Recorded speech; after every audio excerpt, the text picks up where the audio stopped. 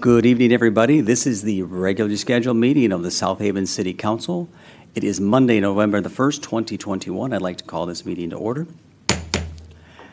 The invocation this evening will be given by the Reverend Mylan Bittenbender of Life Ridge Church. Good evening, Mylan. Good evening, and thanks again for this opportunity. Let's bow our heads. Father, in heaven, we pause, take a moment, and consider the things that will happen here tonight, important matters that will be discussed. And we know, God, that you oversee the affairs of men all across the globe. So we pause for a moment to honor you. And Father, I want to thank you for this beautiful little community that you've allowed us to be a part of, filled with wonderful people, filled with people from all kinds of backgrounds. Lord, people that are precious and dear to us because they're part of our lives. Father, I pray a blessing over the people of this community. And Father, I thank you for those who lead us, those who govern over this community, those who make the decisions. And Father, I pray your grace would rest upon them tonight. Father, I pray, Lord, that you would lead us and guide us with all wisdom, because I know, Lord, that you see the future that we can't see, and you understand how all of creation is connected. And so, Father, I pray a blessing over the proceeds of this evening, the things that will be discussed. Father, over this community and all of the different things that pertain to the life and the health and the vibrancy of the community that we enjoy here. And I just pray, Lord, that you would lead and guide and bless the homes that we treasure here. And we thank you for all of this, and we trust you in Jesus' name. Amen. Amen. Amen. Thank you, Mylan. Now, if you'll join me for the Pledge of Allegiance. I pledge allegiance to the flag of the United States of America and to the republic for which it stands, one nation, under God, indivisible, with liberty and justice for all.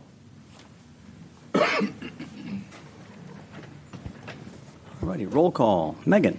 Jeff Arnold. Here. Chris Campbell. Here. Joe Reeser. Here. Steve Schlock. Here. George Sleeper. Here. Letitia Wilkins. Here. Scott Smith. Here. That takes us to the approval of the agenda. Make a motion to approve the agenda. Second. We have a motion and a second to approve the agenda. Is there any discussion? Seeing none, all those in favor say aye. Aye. Opposed, no. Agenda is approved. Next, very excited this evening, we are going to have a swearing-in ceremony for our new officer, Officer Ronald Richmond. We have our good evening, Officer Richmond.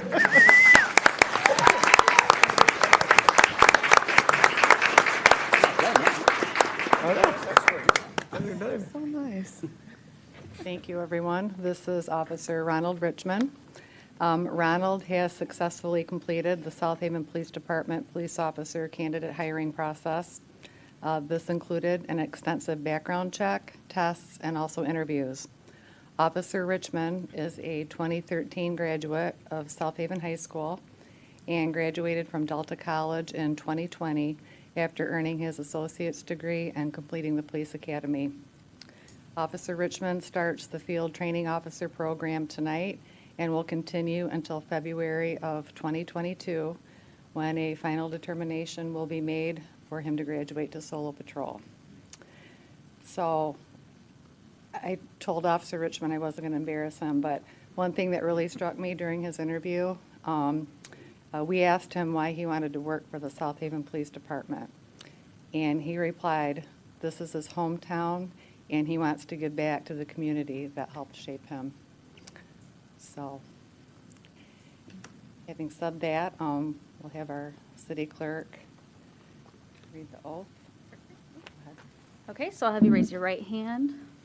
Do you solemnly swear that you will support the Constitution of the United States and the Constitution of the State of Michigan, and that you will faithfully discharge the duties of the office of police officer of the city of South Haven, Michigan, according to the best of your ability? I do. Beautiful. I'll have you sign here.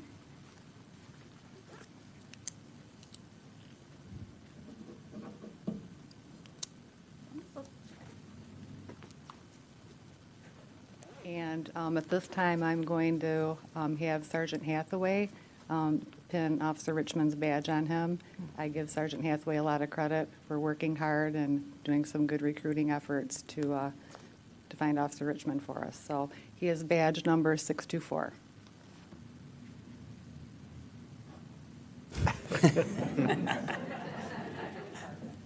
Love it.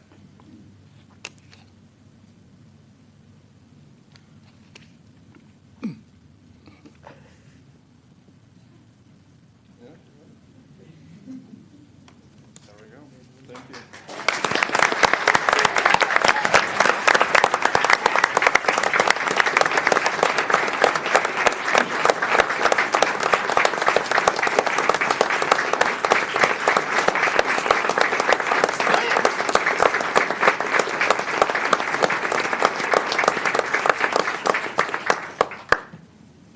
Oh. Got his mom.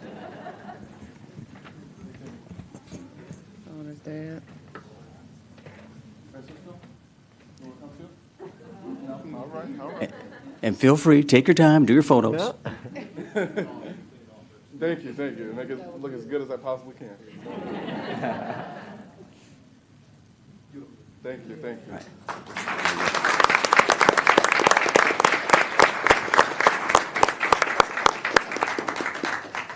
And Officer Richmond, I know that you have guests here. You and your family and friends are more than welcome to sneak out and not sit through several hours of a meeting. So if you want to go ahead, just sneak right out.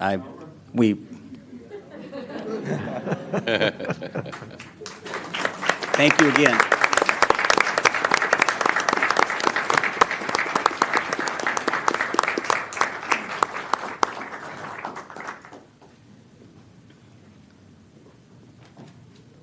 Good stuff. Okay, now for another fun. Very good. Mayor, we're getting reports that people are not able to hear at home. I'm thinking in the Comcast broadcast. Okay. I do have IT looking into it, but if people would, if they need to listen to the sound, because it's very important, they might want to check our online broadcast. Unfortunately, it may take us some time to work out why the Comcast is not broadcasting sound, but for those watching from home, if your Comcast is not working on Channel 21, please switch over to our online broadcast. Perfect. Thanks for that update. Next, we are going to have a proclamation recognizing National Hospice and Palliative Care Month. And I know we have representatives. Would you like to come up for this? And then I can, I know I see a few of you out there. Ange is out there.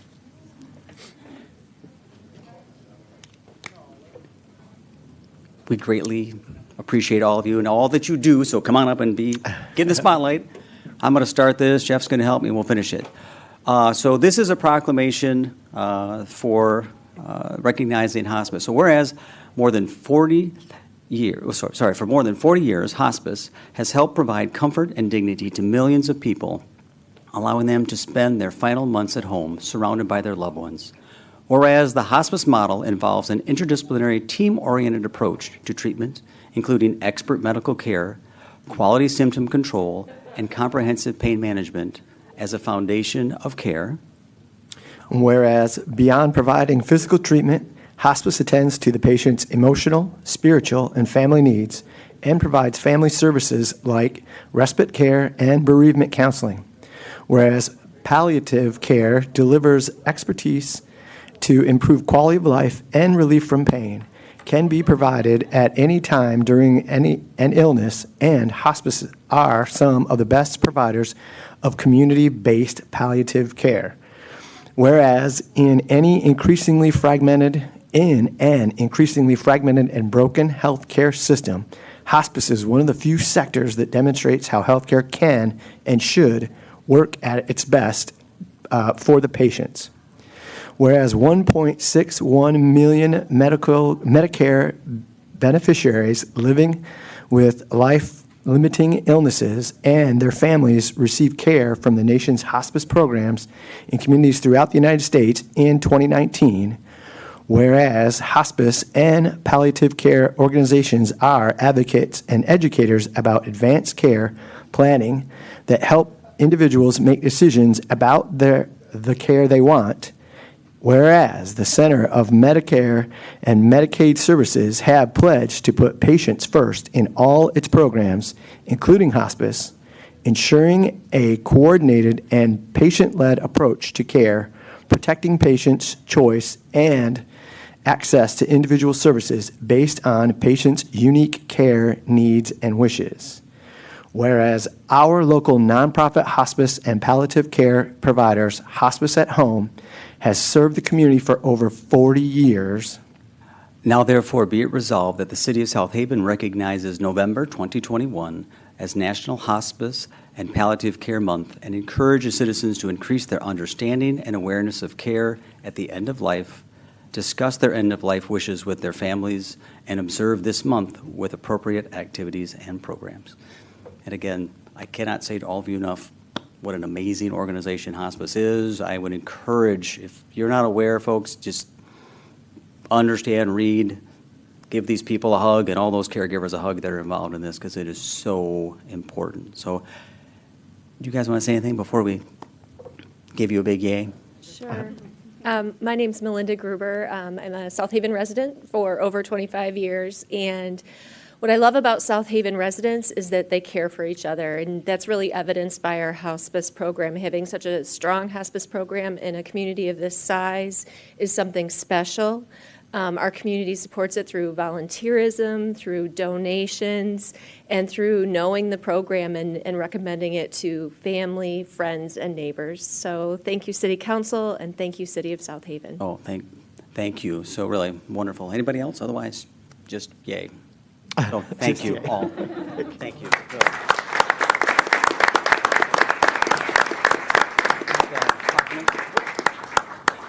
Go sit down. Come back up, get a photo. We doing a photo? Hand off? Yeah, let's get a photo, sir. Photo? You want to go up front, and maybe the council members can stand behind you, and we can get everybody in the shot? Sure.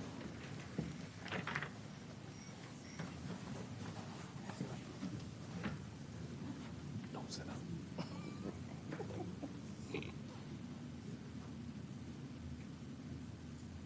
Thank you so much. I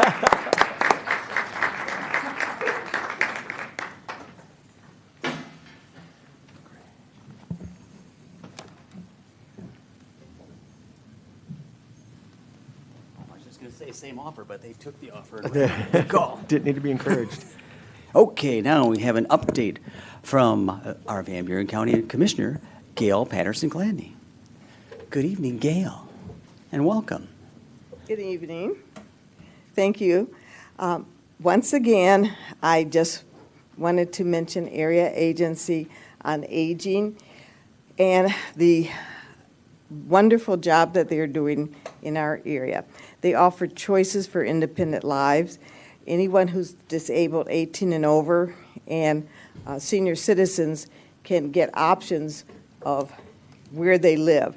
A lot of people feel that they just have to go to a nursing home when they get older, but Area Agency on Aging helps the family to see if what are the options.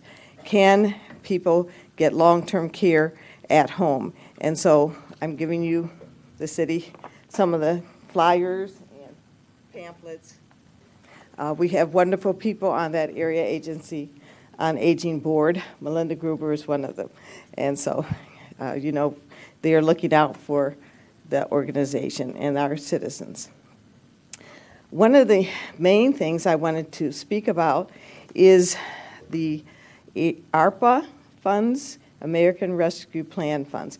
And I have mentioned that before, that the county has received half of the approximately $14 million that we have been designated to receive.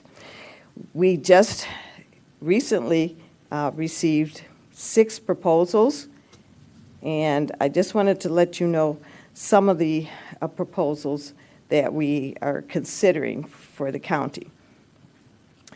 There's been a request for a HVAC project under Category 1 definition of ARPA expenditures, and that would be in the jails. We also have at 5 West Main Street in Hartford, a proposal. That is for renovating, or well, doing preliminary work on that building so that it will be qualified through the land contract to get grants and money to build possibly rental property and also a business there. We also are looking at essential workers premium pay for the county. Some of the county employees did not get that funding of $1,000. And so we were feeling that everybody who worked during the COVID shutdown, they should receive also that pay. So that's one of the things that we can do with the ARPA funds. Lost revenue for the county, which is over $400,000. That is another area that we're considering how to use the money. Voice evacuation systems, and then the window replacement on the courthouse. As you know, the courthouse is very old, and it needs a lot of work. So those are some of the things I just wanted to mention to you about what we're doing. Also, I wanted to mention about Southwest Michigan Community Action Agency. And I don't know if some of you have ever gone to volunteer. They serve Van Buren County Cass also. And because of the lead in the water in Ben Harbor, there has been a need for handing out bottled water. So if anyone wants to just go on the website and see how they can volunteer to help out in Ben Harbor and pass out water and help, because Southwest Michigan Community Action Agency has been key in working with the state to get water to the residents. And I have other news from the county, but I'm going to just give you that today. Sounds good. Okay. Thank you, Gail. And you've got extra of those brochures for the, Sure do. perfect. Okay. Thank you. I'll All take right. them to work, so, Oh, thank okay. you. All right. Appreciate Thank you it. very much. All right, next, we're going to get an update from our Van Buren County Narcotics Enforcement Officer, Lieutenant Casey Davis.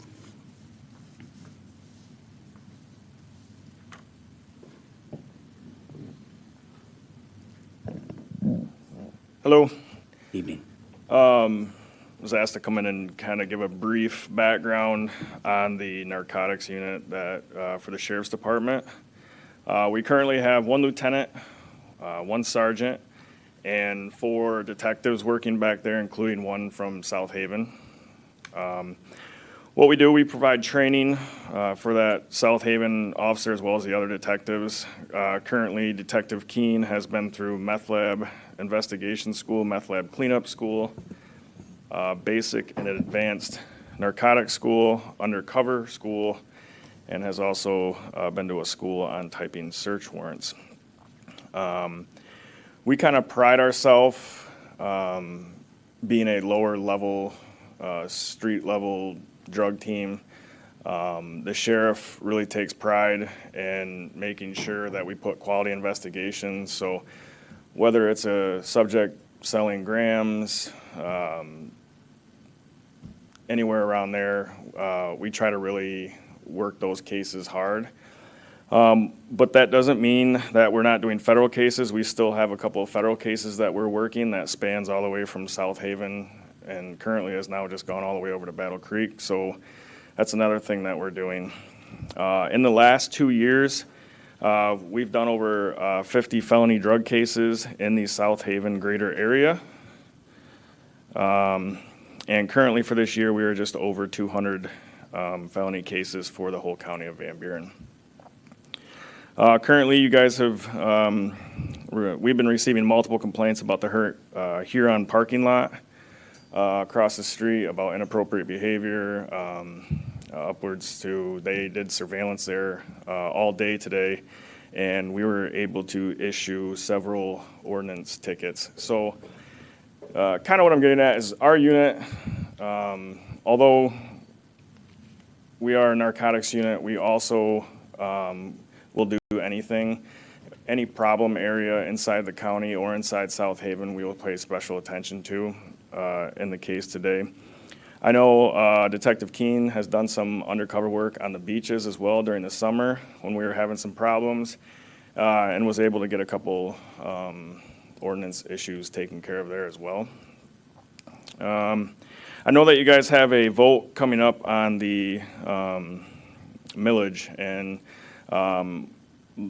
if that does not go through, I was told that upwards of 2 detectives would not be funded. So our unit and I believe MSP SWAT would also lose those 2 officers. So it's very important. Detective Keene has done a fantastic job for us. His main focus area is over here. So 99% of our work is also still done inside the county of Van Buren. So we don't really focus much on Cass, Berrien, Allegan, or Kalamazoo. 99% of our stuff is done over here. So it's kind of a great thing to have. We're only a phone call away from South Haven if they have any issues that they need some plainclothes guys to go in. Also, all the people on my team are assigned to the major crimes task force. So any homicides that come in, we're automatically called as well to be an assisting hand to any detectives. Anything major happening in the city, our unfortunate event here on the pier this year, my whole unit was over here to make sure that anything we could help with, we would be here to help with. So that's kind of the background of the narcotics unit for Van Buren. Sounds good. No, it's very helpful. And any questions? I'll just say what I say before. I appreciate your keeping those drugs off the streets and those people off the streets. So We appreciate it. thank you very Thank much. you. Thanks for all the work you do. Thank you.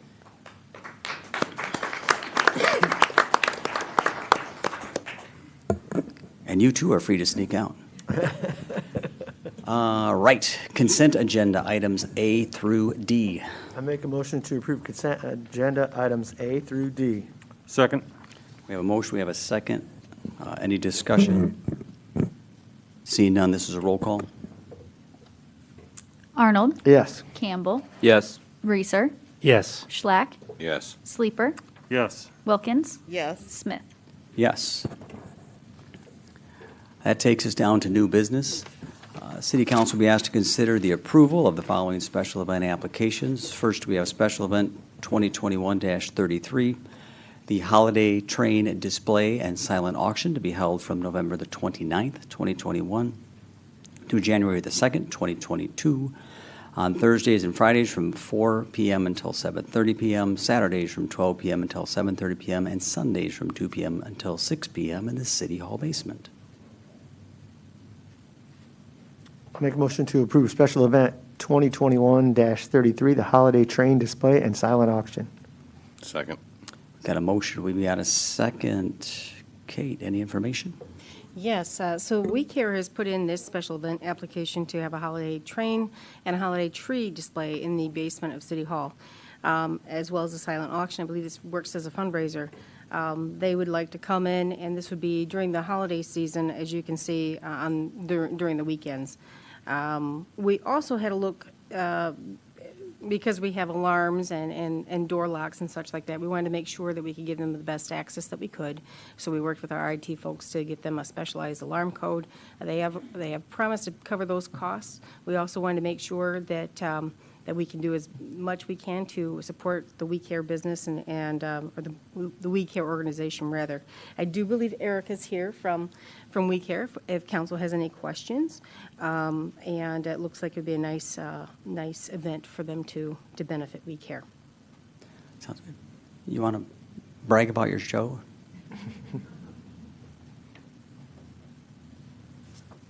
Thank you. I'm Erica Morrison, the Executive Director at WeCare.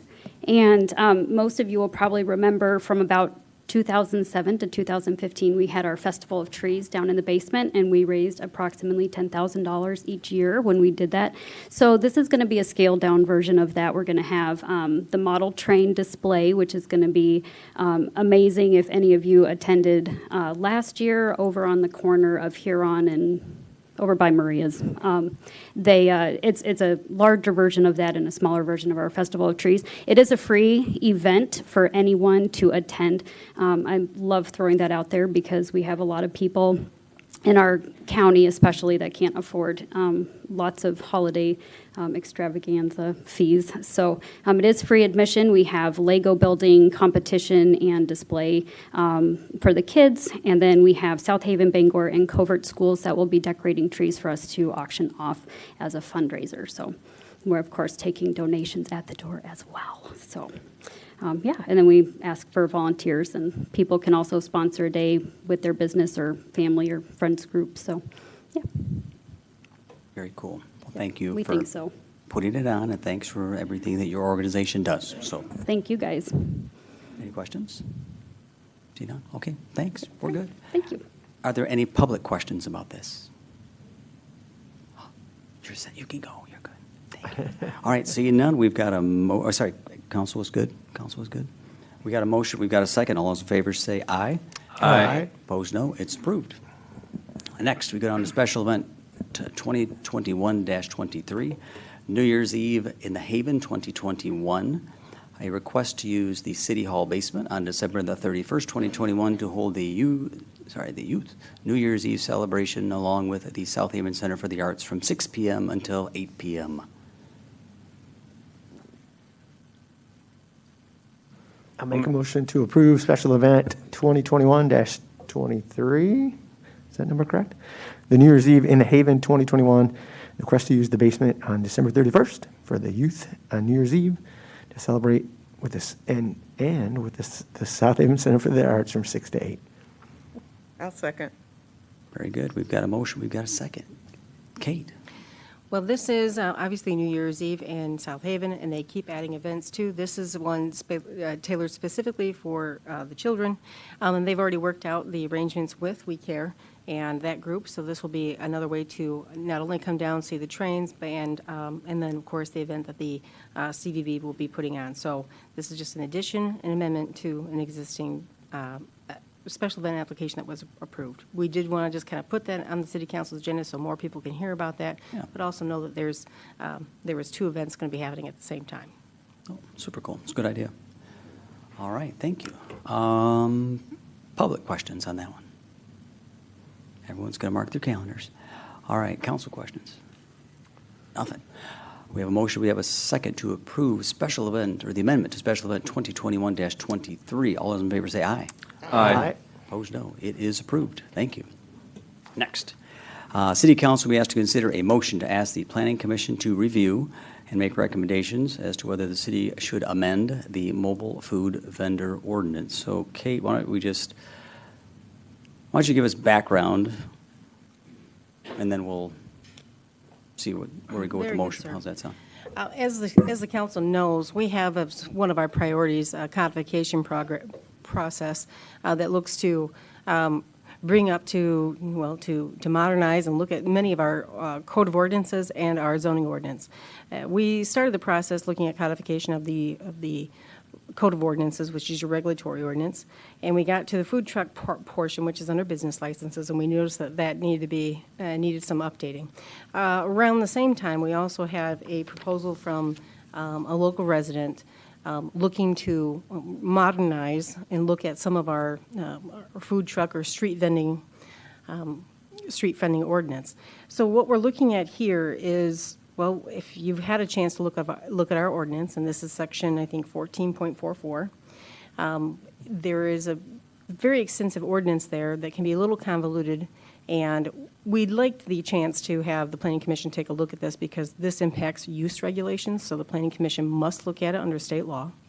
But more importantly, we know that this ordinance in particular was drafted in 1998. It was amended in 2002, so we know that it's not necessarily in touch with time, in touch with the times, but it is very restrictive. But this is a good chance for the Planning Commission to have a look at what is current, what's done in other cities, and make a recommendation to the City Council with a model ordinance to consider, should the council wish to see that. Now, I do think there's probably some folks here who want to talk about maybe the food truck ordinances or what we currently have, but that's the request that's being made to City Council tonight. Okay. City, Sorry, go ahead. City Attorney here, Nick Curcio is here as well if you have any questions. We've been working on this.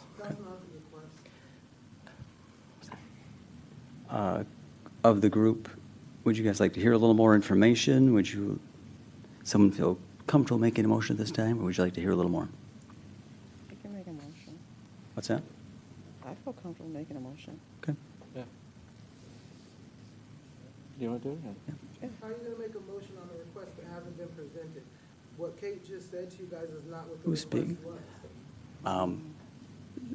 When you're asked to speak, we'll call you up, but for right now, we're having a discussion. Well, if this is not what she's asking for, then maybe we shouldn't be making a motion on it. If this is not what she's asking for, then I guess to clarify, I did put her proposal in the packet, and that can be if council wants to look at that, but I do have to caution that the council can't. We can't because change this on the fly. Well, the street vending ordinance does have use regulations that must be reviewed by the Planning Commission. That is state law. So there must be a review by Planning Commission on any changes and where uses can be or changes to the uses in those districts. Any change to the ordinance has to have public notice. That's too, correct. As well, correct? That's absolutely correct, Yes, sir. there's a process.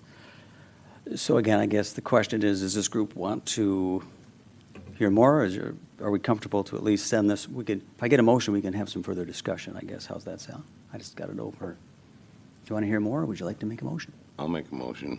I'll make a motion for us to ask the Planning Commission to review and make recommendation as to whether the city should amend the mobile food vendor ordinance. Second. Okay, we've got a motion, we've got a second. So are you looking for anything that, I don't know if folks have had a chance to read through this. Things that just we need to be cognizant of, just if you read through this, you have concern in the past that's been raised regarding restaurateurs, brick and mortar buildings. One of the things you're seeing in the current ordinance, there's a time restriction. So we need to be cognizant that can come up as Planning Commission reviews it, but we need to be aware of that. We ran into this when we just went through, the farmers market discussion, where we kind of really said we're not looking to create kind of this new competition for existing businesses. How can we complement what's going on? These brick and mortar buildings that are, paying taxes, supporting our youth, when these high school kids are going to have fundraisers and whatnot, they're knocking on the doors. And we know the work these businesses are doing. We've seen the Marcous come in here. We've seen these different restaurants. We just have to be cognizant of those things. I know I've spoke to several restaurateurs that they just want to make sure they're heard, and they will be heard through the Planning Commission process. So just so if they're watching tonight, we hear you, this will be a process to review the whole thing. So it is difficult to read. I will say I read through it. It could stand to be streamlined. Yes, there's multiple classifications. It's as I mentioned, it was modified in 2002, but as Nick and I have gone through this with other city staff, it has things put in weird places. It is not easy for a person to just read and understand what's in the ordinance, and we should always strive to make sure that our ordinances are easy to not only to reach, but also to read them and understand what's in them. And this one is one of the more particularly difficult ones to read because of its complexity and different classifications. Okay. So I guess my big thing, just as it goes to PC, is make sure we've got robust business input, and I also think the fee structure needs to be reviewed and updated to ensure we're covering all these costs. So, council, any other things before we get some public comment as well? All right. That makes sense. Public. Yeah, let's go. Let's get some public comment. So if you'd like to come up on this item, just state your name, address. You'll have up to 5 minutes to address the council. Hi, my name is Monique Crowley. I'm actually the one that submitted the proposal. That is not what Mrs. Hosier just stated. The actual proposal was to, of course, have the Planning Commission review the vending ordinance. It does not specifically pertain to food trucks. You actually have to read through the fine print to find where food trucks even fit into that ordinance. However, it was very specific in the proposal, not just to have them review it, not just to have it amended like it was in 2002. We are specifically, and it's not just me, there's a lot of community members, business owners, South Haven residents alike that feel the same way. We would like to have it amended to include year-round vending so that it does not stop on October 31st. And we would also like business owners that own their properties and own commercial locations to be able to approve vendors on their own property. We don't feel that should be the city's discretion or authority. And it's not just me that feels that way. I do have other supporters, small business owners, and tax-paying citizens of South Haven that feel the same way. So if the Planning Commission is going to review it, can we have them review specific parts of it? There's specific things we're asking. We're not asking them to just make whatever accommodations they seem are needed. I think they should listen to the city and listen to the public, listen to the people that are actually utilizing these vending services, and let's come up with a solution that benefits everybody. That will be part of the process. We'll hear all voices. So the Planning Commission is going to consider year-round vending, is that what you're saying? They will, We are the going to whole ask thing them will be to? Are we reviewed. going to make a motion on to ask them to? Well, we just said we're going to have them review the entire ordinance. And that's not what I'm asking, though, because, like I know they can review it and come back with, they may or may not even consider the date part of the ordinance. Like, can't we be a little more specific when asking them to review that, to ask them to make special accommodations, or at least look at those provisions and see, could it be? Nick, do you want to? I would note that the staff report lists the dates as one of the 3 items for the Planning Commission to look at. So it's not directly stated in the motion, but I think it's implicit. The Planning Commission will be looking at the 3 items specified in the staff report. And that's not what was in the proposal. So if the proposal that was submitted isn't now going to be forwarded to the Planning Commission, how do we as citizens get our voices heard at the level they need to be? On page 58, it is included in the packet. Yeah. The date part of it, so it is going to have year-round vending included. Is it also going to include the discretionary authority of business owners to choose vendors on their own property? Are we going to have them Be all part of the consider discussion. that? That'll Is be that part of going to the go to? discussion. We can put that in there as one of the bullet points? That's all we're asking, is to at least have them consider it. That was part of it, right? Did you just read that through? So another item is where it should be allowed on private property. I think that implicitly includes. Okay, so we're going to do private as far as residential and commercial? So Yes, that's all part of the review. We're giving them as a pretty wide, a charge to say, hey, here's the concerns. We did put your proposal in the packet because I wanted council to see what you wrote, and that's also what you asked. And that's going to be forwarded to the Planning Commission in addition to the comments that we hear tonight. All right, as long as we're asking for what I put in the proposal, I didn't hear you say anything about year-round vending. No, I just kind But of it's okay, I just summarized wanted where to we got clarify. to, how we got here. Perfect, as long as that's going to be included, and everybody heard that it will be included. So I guess we'll now wait to hear from the Planning Commission as far as how you would proceed. I guess, no. Right. You'll want to watch for the public comment portions of those meetings and when the public can make comments at those meetings and put your input there as well. Perfect, thank you. Thank you. And we should also just let people know, as part of the codification process, this was poised to be reviewed anyway, so it will all be reviewed. Fees, the wording, all of it, so. All right, anybody else? And hopefully it can be rewritten so that we don't need an attorney to interpret it. That's right. Good evening. Hello, Annie Brown, 114 Michigan Avenue. First, I have a question about public comment. So now public comment on items on the agenda is after every item? Is that correct? After a motion. Well, 'Cause after we have a motion. Okay.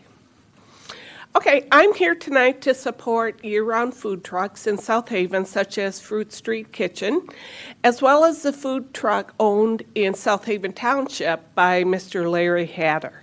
We should be supporting small businesses, especially like the food truck owned by local families, like Monique Crowley. There's really no evidence that food trucks hurt the business of traditional brick-and-mortar restaurants. In fact, while at least 2 downtown restaurants closed for the season in the last month, Fruit Street Kitchen was serving fried chicken and perch as fast as they could. 10 days ago, I stood in line waiting for food in a line of people.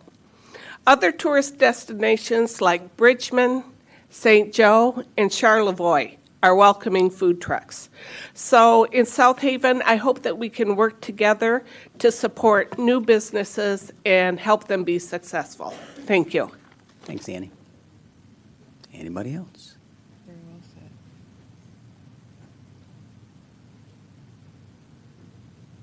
Hello. My name's Trevor Brooks, and my family and I are actually in the process of moving to South Haven. We've been coming here for the last couple of summers. Just love the place, and coming here. What's your current address? We're staying at 429 Cherry Street. One of the things, my background is an investor and an entrepreneur, and one of the things that I've always been interested in is the food truck world. And I've noticed the Dairy Queen actually right here is actually for sale. And I've actually put in an offer in it, but one of the contingencies is I want to, hopefully that you guys will consider turning the parking lot into a food truck park. So it'll kind of help you guys because it is an interesting challenge how this all works.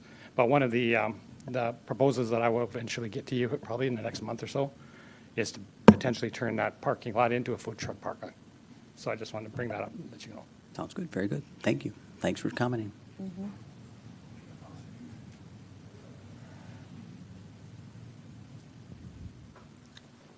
Good afternoon.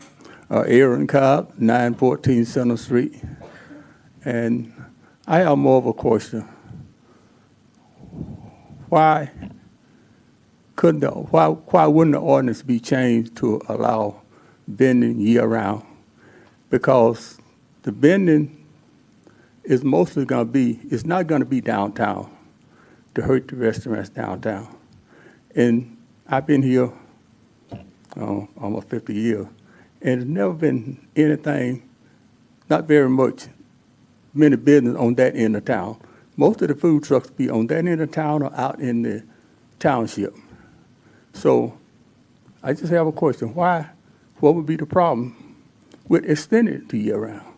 And we talk about private property and commercial property. You know, I understand maybe private property. My home is on private property. But like my store, that is R1, I think. That's like commercial. And if she wanted to park the food truck there, I mean, I don't see what would be a problem.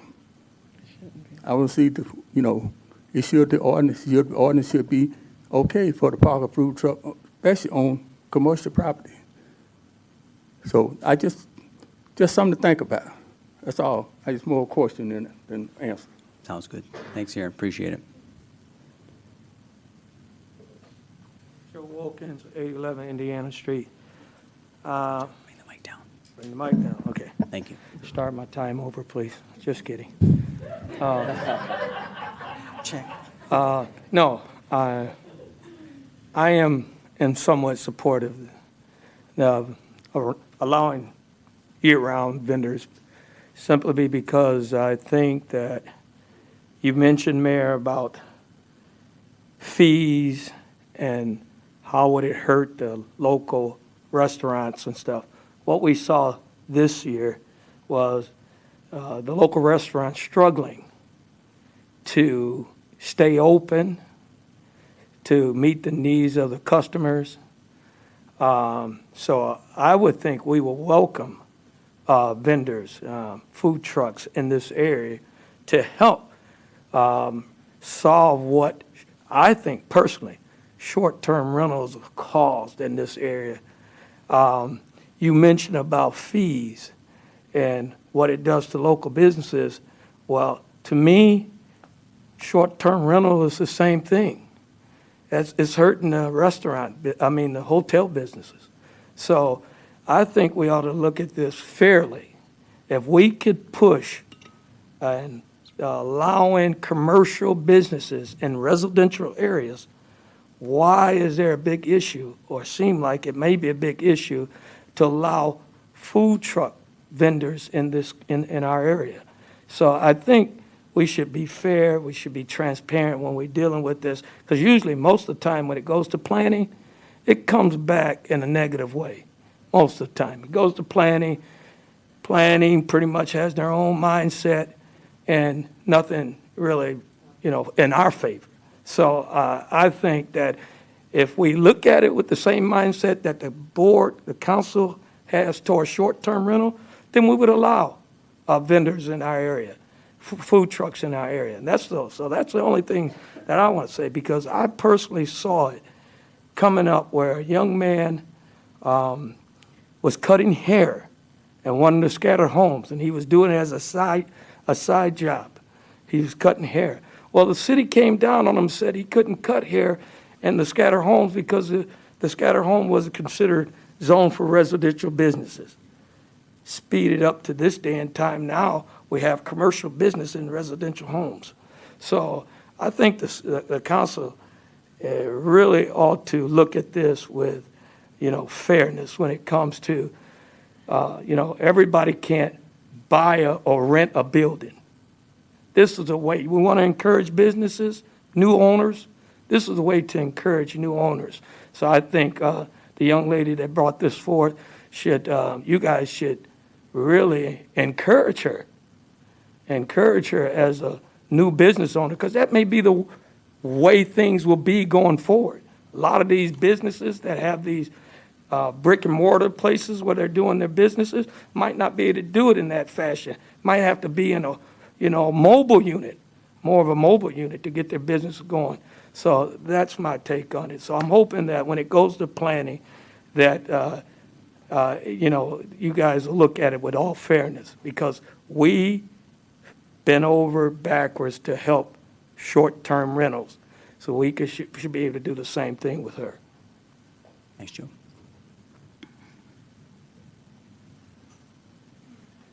Danielle Veenstra, full-time resident, 1220 Monroe Boulevard.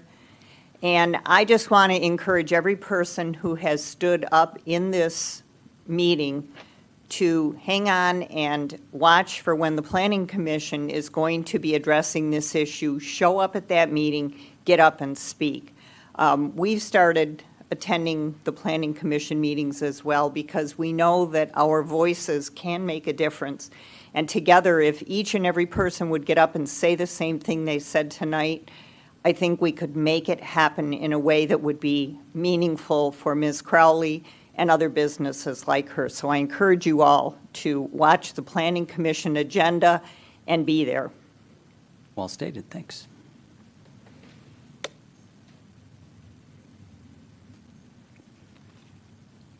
Cam Doherty, 522 Edgell Street, South Haven. In regards to Fruit Street Kitchen specifically, I'm just curious to understand how their business model, while it is a food truck, how it differs from other food-based, home-based businesses. I know that we have several home-based food-related businesses that are openly supported by the community, that are doing very well. And given that this one is parked on their property or near their property, I'm not sure that we're looking at it through the right lens.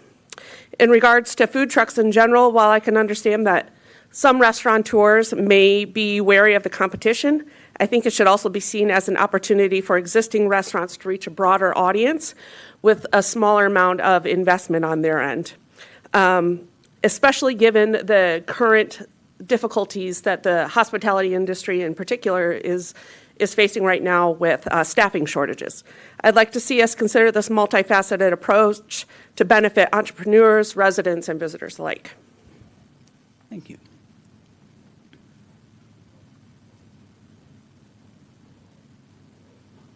Ahmad Goodwin, 1012 Kalamazoo Street. I'm in total support of Fruit Street Kitchen for a couple of reasons. I don't see how it's going to hurt businesses that's still been standing in South Haven for 20 and 30 odd years. So in a city where in the summertime the population grows by thousands, why would that hurt any brick and mortar businesses? This same couple has sacrificed so much for the city, And I say that for one particular reason. This couple spearheaded the Black Lives Matter protests in March, who brought all creeds and kinds of people together, not only in South Haven, but from other people from other counties and cities. And what they're doing is the same thing by trying to provide a service with food to all kinds of people. So I think we should take a very good, hard look at this and simply approve it, because it opens the door for everybody to have a chance. And that's what I think people need, is a chance and opportunity to provide for the community in a new way. So I hope that it gets passed through. Thanks, Imad. Anybody else? Hello. Good evening. I don't live in the city, I live in the township, but my mother lives in the city. I have no problem with your food truck Don't or forget your any name and food address. truck. Cynthia Merriweather Watson. Thank you, Cynthia. 04925 Cecilia Drive. I have no problem with the food truck or anything.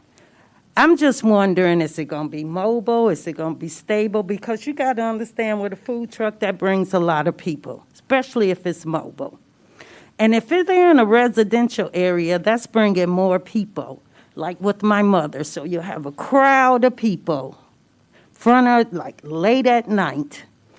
So my thing is, would it be on a specific street or certain hours? I just don't want like a lot of traffic, around elderly people and living alone and have a whole lot of people. So that's it. I have no problem with the food truck. I'm trying to understand, are they going to be moving around every night, or, and then you have this long line in front of people's house and things like that. Yeah. So I'm just saying, got to take that into consideration also. Yep, those are very good points, and that's Okay. why it needs to be discussed and vetted, because Yeah, there's a lot of thank you. issues. So thank you very much. Appreciate it. Hi, my name is David Moore, and I actually live on the corner of 819 Indiana and Fruit Street.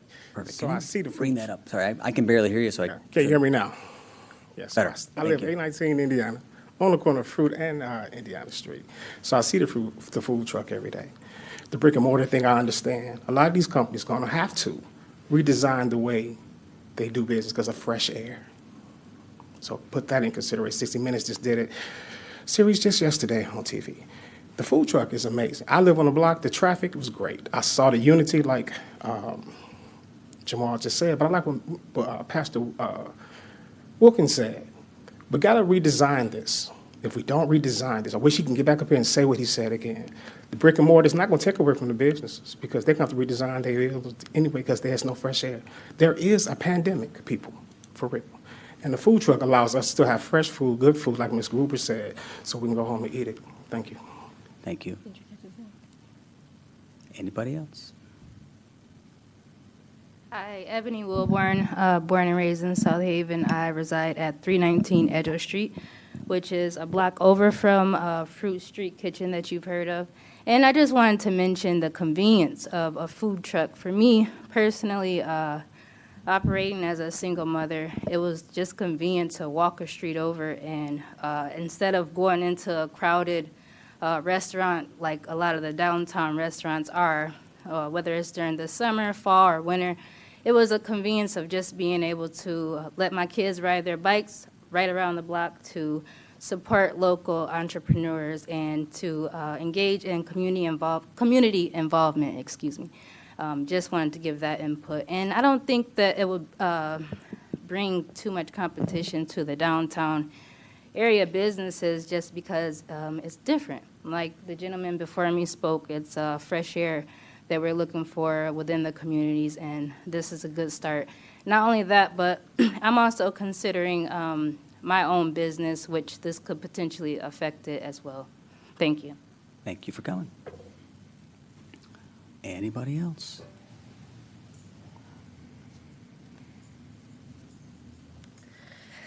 Oh, hello, Melanie Rupert, 591 Hawks Nest Drive.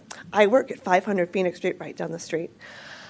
I really do believe that the ordinance regarding food trucks and vending does need to be completely rehauled. It is outdated. It is it's unfair. Pardon me. You're good. You're good. Take your time. Rico and Monique are nice people. And they work hard. And I really don't like it. Sorry, I work for one of the brick and mortars. I'm a lifer. And it bothers me when people assume that when food trucks are not wanted, it's because we don't want them. It was a very difficult year. And some good competition would be nice. Thank you. Thank you. All right. Anybody else? All right, we've got it. Nope, we're all set. My proposal the first time, so I didn't really get a chance to actually You've say already- what I wanted to say about it. I need you to, we're wrapped up.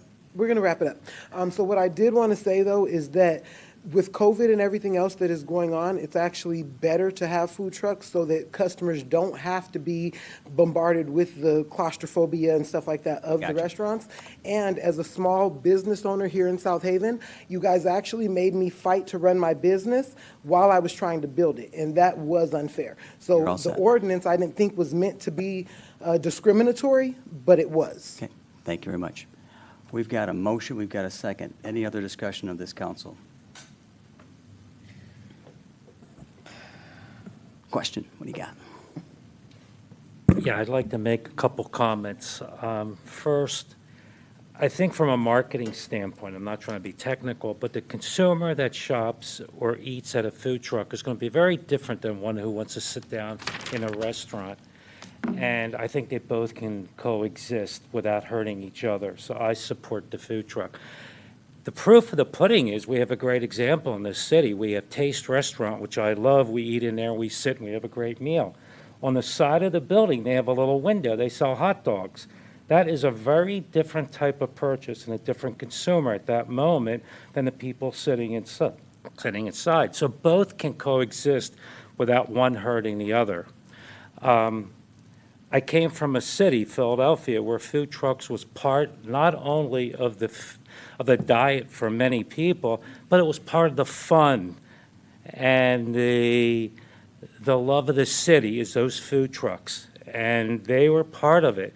And I went to Temple University, and I would tell you that I would starve if I didn't have food trucks in the afternoon.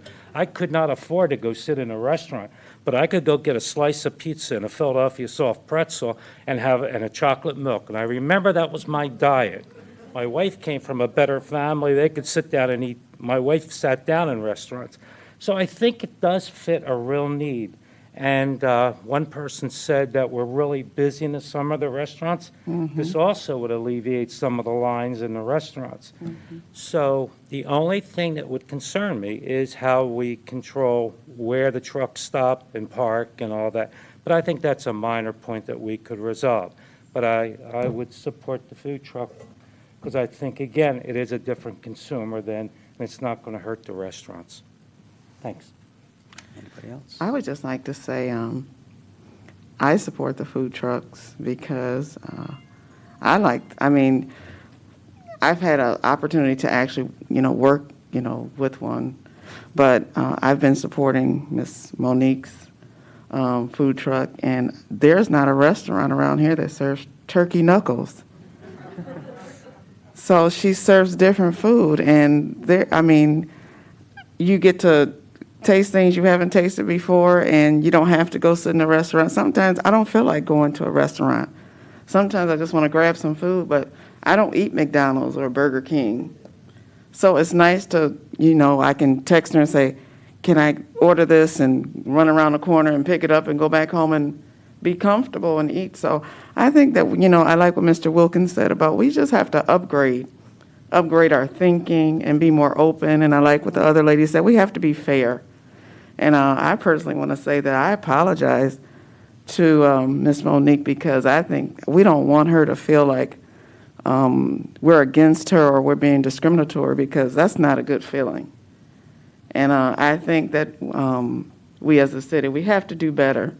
And I say that because I know that there's, some people that work in the city don't quite know how to talk to people. And we got to do better as people. And someone said they can tell that the people in South Haven love each other. Well, there are some people that are not feeling very loved. So I just think that we got to be fair, and we have to hear everybody. I even heard what Ms. Merriweather said, and we got to consider everything, but I didn't see an issue when I walked around there. I don't think anybody, and I think everybody was kind of courteous. I think they were. I think most people just walked or parked and didn't try to get in people's way. I think, that side of town was very courteous towards each other. So I just say let us, be considerate, and I think let's consider upgrading, like Mr. Reeser said.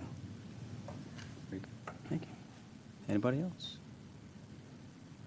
All right. Well, I appreciate the comments. So we've got a lot of good ones, and clearly it's something we need to review. As we said before, this was coming up for review anyway, so this just kind of kicks it along a little quicker. So we've got a motion and a second to send this Mayor, along to can I the ask a Planning question? Commission for the So review. Once we have the review, it goes to planning, then it comes back to us, right? Correct. All right. All those in favor say aye. Aye. Opposed, no. Okay. Same trick. If anyone wants to go, we're on to the next topic. This is your chance. Thanks for coming, everybody. Next item. So on this, I'll read the first part. City Council be asked to review the request from New Age Laboratories and consider the following alternate motions. But really, I'm really just looking for the first motion, just to be clear. This is very specific. So we're looking basically to have the PC review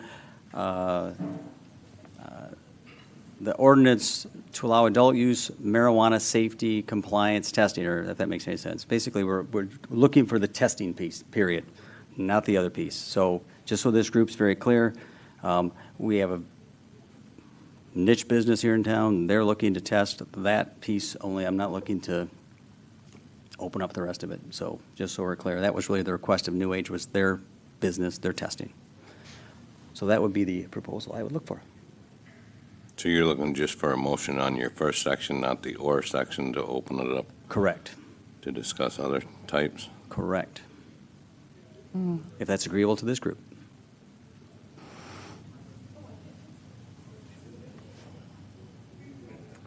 Mr. Mayor, I'm kind of inclined to maybe hear some public comment first before making a motion. Would that be acceptable? That's fine. Well, let's get a little background. Kate, you want to give us background, and then we'll go that route. Yes, sir. So in 2019, the city opted into the medical marijuana Facilities Licensing Act for safety compliance, which is the testing aspect. New Age Landmark is an established laboratory here in town that wanted to take advantage of that aspect. There was a voter initiative that went to, that was approved by the voters not to opt into adult use marijuana.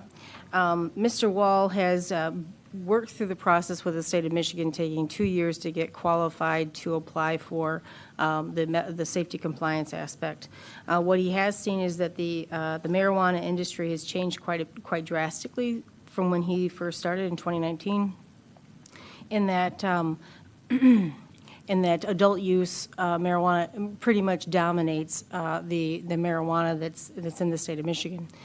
He is contemplating an expansion to his business, is looking to hire 3 to 4 people, which includes like a master's level scientist to come in there and do the testing. But he was also considering, we did want to ask the city council to consider opting into the adult use for safety compliance. As a public policy, it does make sense to have all of that marijuana or cannabis tested. However, Mr. Wall is approved for the medical marijuana facility licensing. He would be asking for the adult use for just the safety compliance. So here, it's not growing, it's not manufacturing, it's not processing, and it is not dispensing.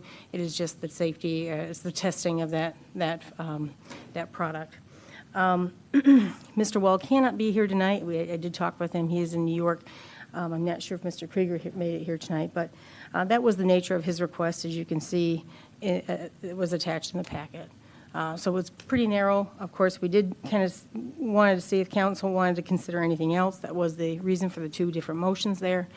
So we wanted to give that opportunity to council to help us. Well, you all draft the policy. We just effectuate it. So that's where we are today. Sounds good. Request still to public first? Public first? Still first?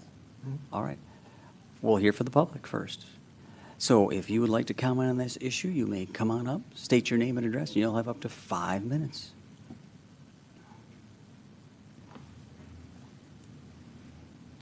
Jan Haglund, 811 Conger. I have this bag of books here, and my greatest fear is that my cell phone's in there and it would go off tonight. So, pardon if it does. Thank you for giving me the opportunity to speak regarding an item that's heavy on my heart and the heart of others in this community. I have before me the story of William Wilberforce, a member of England's Parliament, who launched a campaign in 1823 for emancipation of slaves in England. Wilberforce had two great obsessions that involved his total being. The first was the abolition of the slave trade, and the other was the reform of manners, morals, and decency, as well as a return to civility in society. The use of slaves was deeply embedded in almost every facet of English society and business. Enormous amounts of money were gained by slave owners. The captives endured horrendous, cruel treatment for much of their lives. Slave families were often broken up, never to see each other again, and some killed. England was in a state of moral and social decay. Though the opposition was very strong, Wilberforce forged ahead with a small group of others, including John Newton, a former slave ship captain, to end the slave trade in England. In 1833, the Emancipation Act was signed, the slave trade was ended, and it was observed by a visiting travelers years later that England had become a much better place than in the past. Faith, family, and culture had changed for the better. Now you may be thinking, what does this have to do with tonight? In our city and across the nation, we have many forms of slavery deeply embedded in our society. Today, enormous profits are gained by enslaving our youth and others to the increasing availability of addictive, mind-altering drugs. Marriages are breaking apart. Children have a hard time coping and look for someone to ease their pain.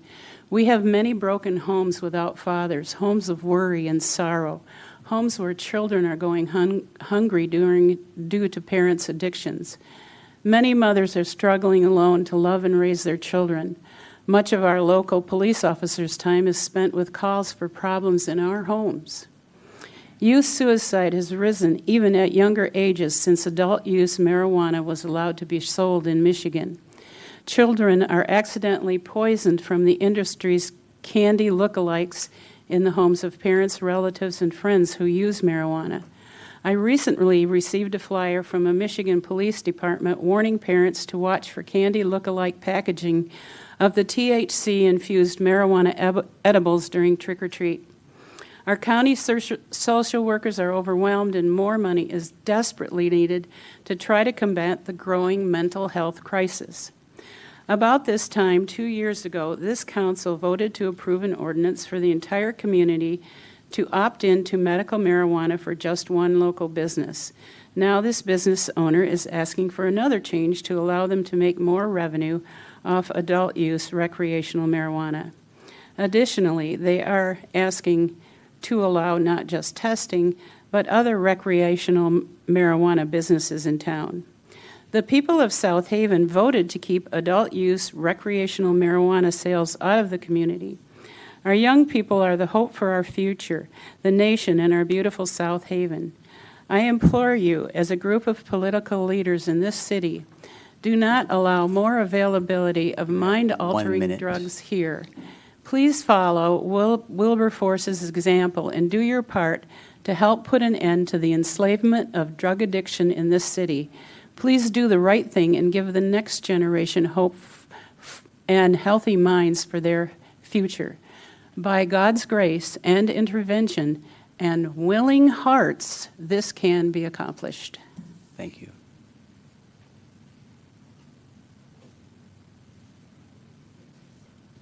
Anybody else? Mayor, I should probably clarify, Mr. Wall's request is just for Correct. That's, his business. yeah, It that's what I wasn't was- for any other facility so I type. thought it might help to get a motion to save some time. That's my hope.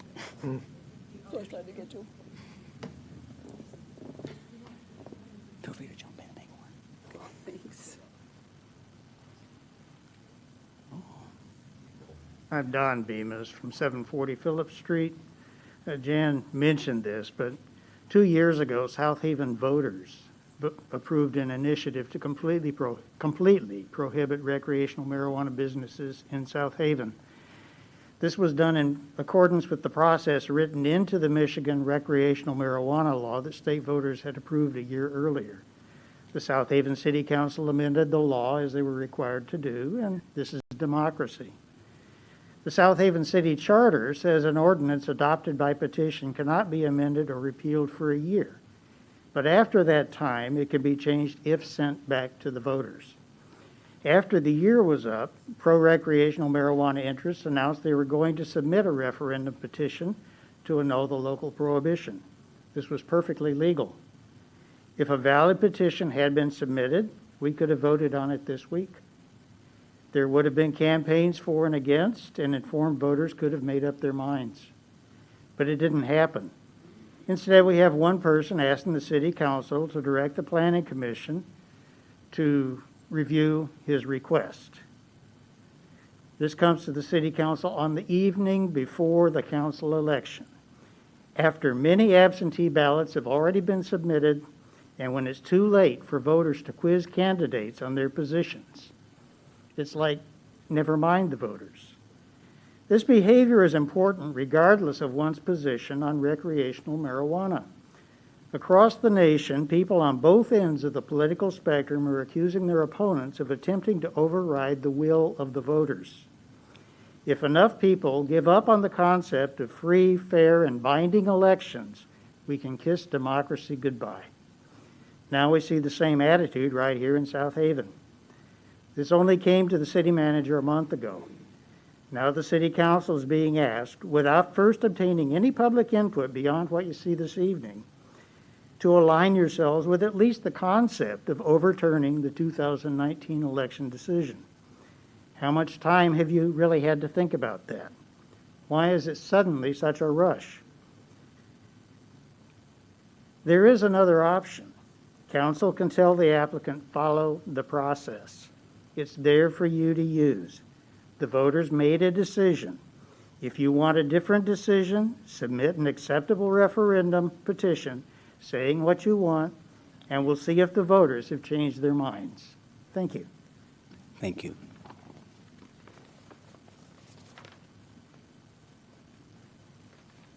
Anybody else?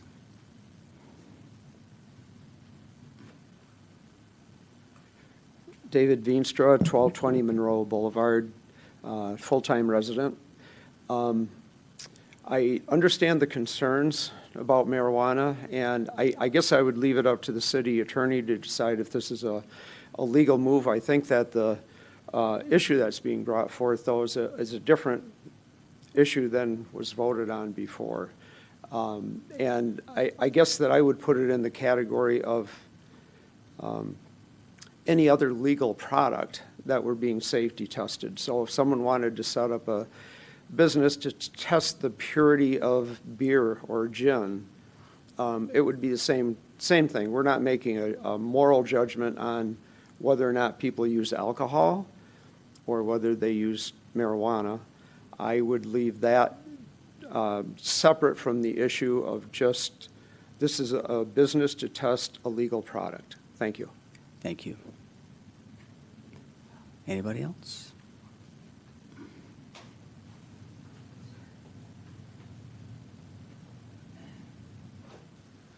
So good evening, Mr. Mayor and City Council members. My name is Rod DeMasso, and I reside at 101 North Shore Drive. I am a little perplexed how something gets on the agenda, and all of a sudden we get to the meeting, and it's like, no, we really didn't mean that. Just focus on the first one. So I'm not sure how that happened. When I prepared comments, it was in the context of both motions. So I'm going to still speak to both motions because I think the fact that both motions ended up on the agenda provides some insight in what the ultimate outcome or goal is on the ask with respect to the motions. So the Michigan Regulation and Taxation of Marijuana Act, also known as Proposal 1, was passed in late 2018. The legislation was written such that each municipality that was intended to allow adult use, also known as recreational, marijuana business, need to take no action. Like nearly 80%, or 4 out of 5 communities across the state of Michigan, South Haven did not take specific action. South Haven did take specific action to not allow any form of recreational marijuana business. Now, in most of these communities, the action was taken by members of their city councils.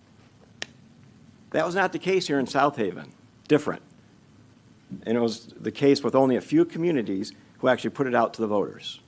What our citizens said when they had the opportunity to actually vote specifically on this topic through Proposal 2019-1 in the fall of 2019, by a solid margin, the majority of our voters said, do not allow any type of recreational marijuana business. I find it interesting, just like one of the prior gentlemen saying that on the eve of the election, with our city council considering 2 different motions for which the majority of voters in essence have already voted to not allow any type of recreational marijuana business. The 2 presented motions appear to be bureaucratic, inappropriate workarounds in an effort to allow recreational marijuana business into our community. That is just, I'm sorry, that's just wrong. The people voted, and that's what we should be supporting. To add to the irony, we have just one proposal on tomorrow's ballot, just one, to not only renew, but increase the millage rate for the local drug enforcement.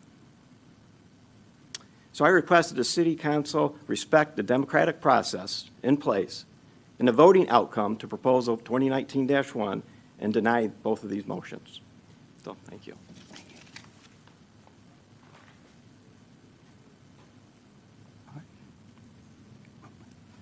All right, I'm the villain here from Louise Laboratories in South Haven, and we simply won a safety compliance lab. Name and address, sorry, real quick. Thank you. Name and address. 160 Veterans Boulevard is where I do business, and I live outside the city in Casco Township. So I am Brian Krieger. Brian Krieger, thanks. Mm-hmm. Thank you. So, as you know, we've been in town doing our laboratories, and if you didn't actually know we were there, you wouldn't know we were in South Haven doing business. At the current time, we need a couple more people. I think you said if this goes through, we would need 3 to 5. We have been approved for safety compliance from the state of Michigan. We were approved for that after a year-long deal and quite an investment on February 20th.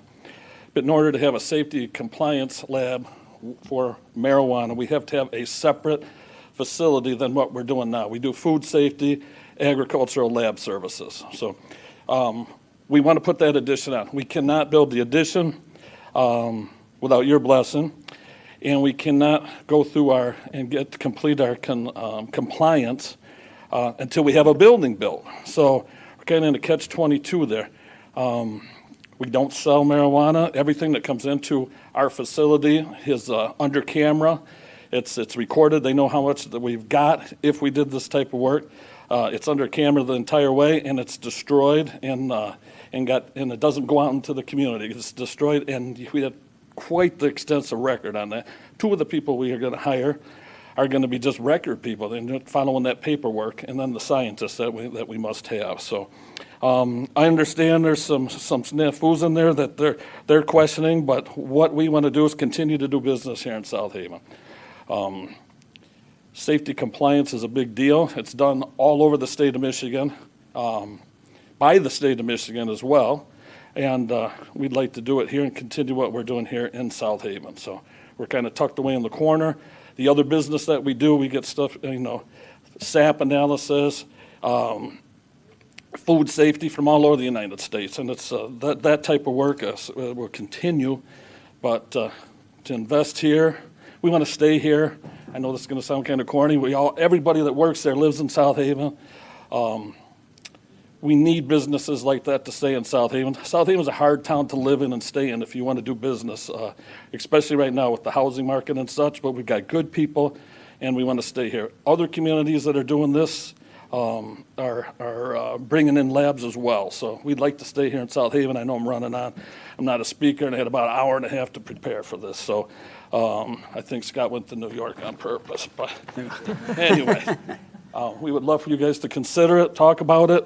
We'd love to engage and be a part of it as well. And we'd like to hear from everyone here as well, too. So Thank I you know for- there's concerns, and we respect that entirely. Thanks for coming and sharing. No more, David, I'm in Indiana Street. Sorry, I got in on the tail end. I had to catch up here. But I just want to remind the council, we kind of went through this a couple of years ago. When it comes to the south side of Ward 1, because all the stereotype and the labels that we received and had to wear for years because of drugs and different things. Again, I think I speak for a lot of residents. We do not want labs, anything on the south side of Ward 1. It took us years to try to get rid of all the stereotypes and get away from all the labels that were placed upon the residents unfairly. We do not, I don't care how profitable the business is, we do not want that type of business on the south side of Ward 1. Not being proposed. Thank you.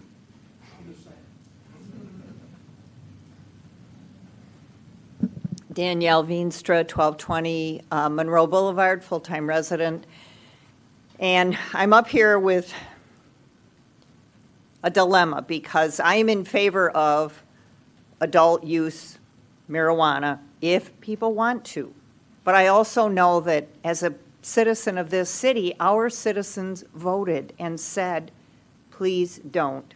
We don't want it here. I understand that 3 to 5 jobs would be great. So I get Mr. Walls and Mr. Krieger's side of this.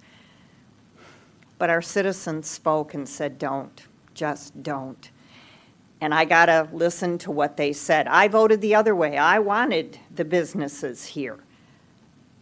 But evidently I was wrong. And the other people voted the way they did. And Mr. Wilkins, Pastor Wilkins, is very passionate about his take historically with drugs in the city. We have to respect what the citizens, you have to respect what the citizens have said. We don't want this, we don't want it here. I understand it's just testing. The samples come in, they stay safe, they go out, nobody's selling, blah, blah, blah. But the citizens said no to all of it. So please listen. Thank you. Anybody else?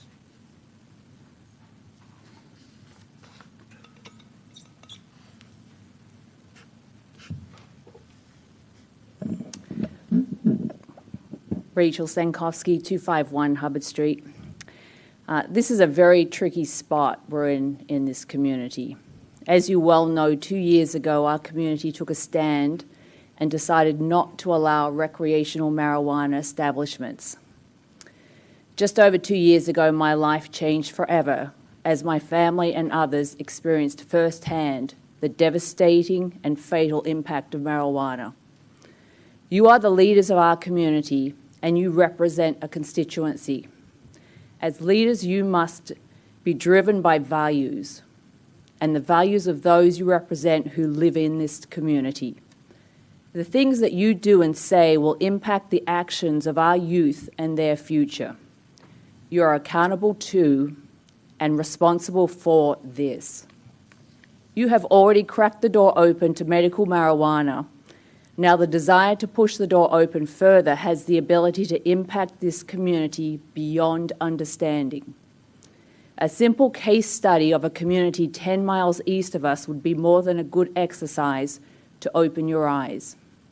And even looking broader to communities west of us in Colorado and California would be a worthy venture to undertake in determining how opening the boundaries to marijuana are detrimental.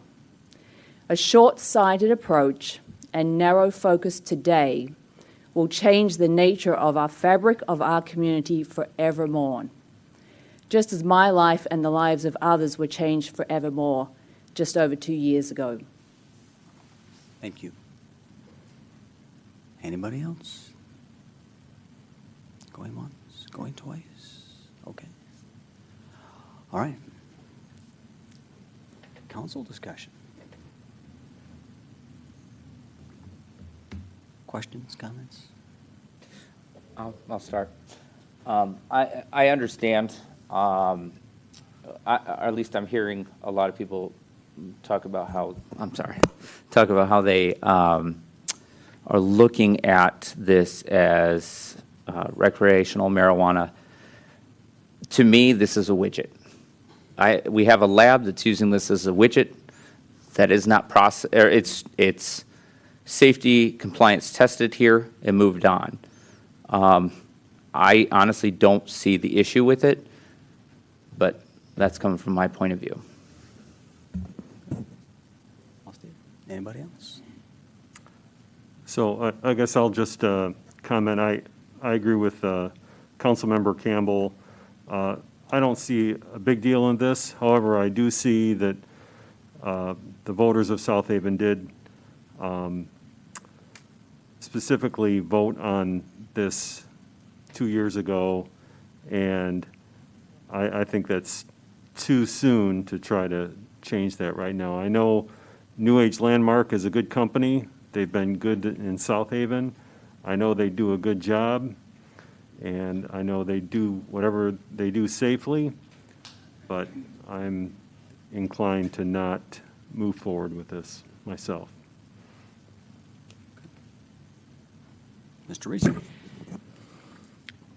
I was told by a city council person in Kalamazoo, who I absolutely love and respect, and I asked him a question when I got on city council: how do you vote when the people say one thing and you feel differently?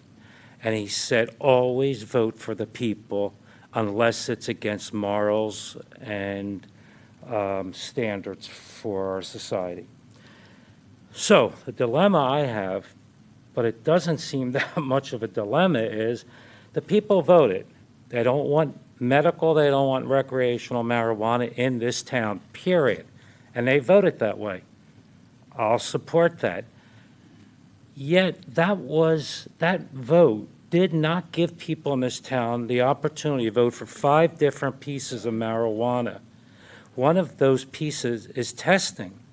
And for the life of me, I sit here and I cannot figure out how testing by itself can harm anyone. So if this goes back to the planning, Kate and Mr. Mayor, I would like to have someone show us on this council that any town in this country has no medical or recreational marijuana allowed on 4 parts. And you know what they are: the producing, the production, the shipping, and the selling. But they allow one thing, and that is the testing. If we could find 1 or 2 examples of that and see if it has affected the community at all. Because I don't know how a fraction of an ounce can go in to Mr. Wall's lab, get tested, and never get into the community, and how it's going to at all affect the community. I just I can't put the two together. Yet I understand the community doesn't want marijuana at all. Secondly, the lab is not going to be, Pastor Wilkins, on the south side. I think, Mr. Mayor, we already passed it. Anything that ever happened has to be on the east side of Blue Star. Correct. So not only is the lab safe and it can't get into the community, it's even on the east side. So you won't even see it in our communities. So, and again, I'm not voting right now. It's going to go back to the Planning Commission, but I would like to know, has there been ever a community affected by just testing and nothing else? Good question. Not that I know of, but. And my comment is just, obviously the voters spoke, but what was interesting in Ward 2, the voters voted in favor of recreational marijuana, but more people in 1 and 3 voted against it. So it did actually pass in Ward 2. So remember, keep saying the voters didn't want it. Well, not all the voters. felt that way. But that's a side note. And also, it's kind of naive to think that it's not coming here. I've met lots of tourists this summer that talked about, well, marijuana is legal in Michigan. Yeah, but it's not in South Haven. Where's the closest place I can get it? And they were headed to Bangor, and they were headed to Saugatuck, so it's here. So, but that's, I guess that doesn't matter either, because that's not what we're talking about now. That's fair. Anything down here? Nothing there. Steve, anything? Nothing? I guess I'll just say that I am equally torn because we had a vote 2 years ago, and I had a number of people come to me and, sort of wish that it had been worded in a way that would have allowed people to, I hate to say pick and choose, but it was just kind of a all or nothing. This is a lab. It's a scientific lab. This isn't putting marijuana in people's hands. This is not a dispensary. This is not a grow operation. This is a lab. These are people with college degrees. These are scientists. They're testing a substance. They test sap from trees. They test dirt. And so this, we have to understand there's kind of, it's an interesting, multifaceted question. How's that sound? So at this time, I guess the question is there interest to send it to the Planning Commission for them to review or not? I'll make a motion. Wait, can I ask a quick question? I only want the first part to go to the Planning Commission. Yep. Is that Yep. what you're suggesting? That was The what I was second trying to say part, right off yep, I agree. They're not even going to get a chance to look into it. Is that what we're voting on? Correct. I have, Well, there's, we can correct. make a motion, right? Yep. I was going to make a motion on the first part. Okay, thanks. I'm going to make a motion to ask the Planning Commission to consider and make a recommendation as to whether the city should amend its marijuana ordinance to allow adult-use marijuana safety compliance facilities. Second. Okay. So we have a motion, we have a second. Again, this is just safety compliance only. Any discussion on the motion? Let's roll call it. Campbell, Yes. Reeser, Yes. Schlack, Yes. Sleeper, No. Wilkins, No. Arnold, Yes. Smith. Yes. All right, so that will go for their review through the process, and we will get it back at some point in time. Next, City Council will be asked to consider the following actions regarding the proposed rezoning of multiple parcels to the newly created Health Services Zoning District. First, we have an introduction of the proposed rezoning.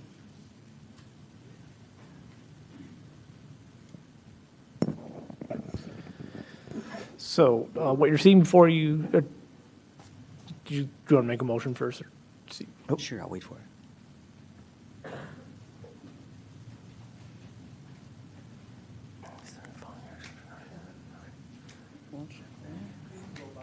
Here it comes. Want to do it? Well, we need Yeah.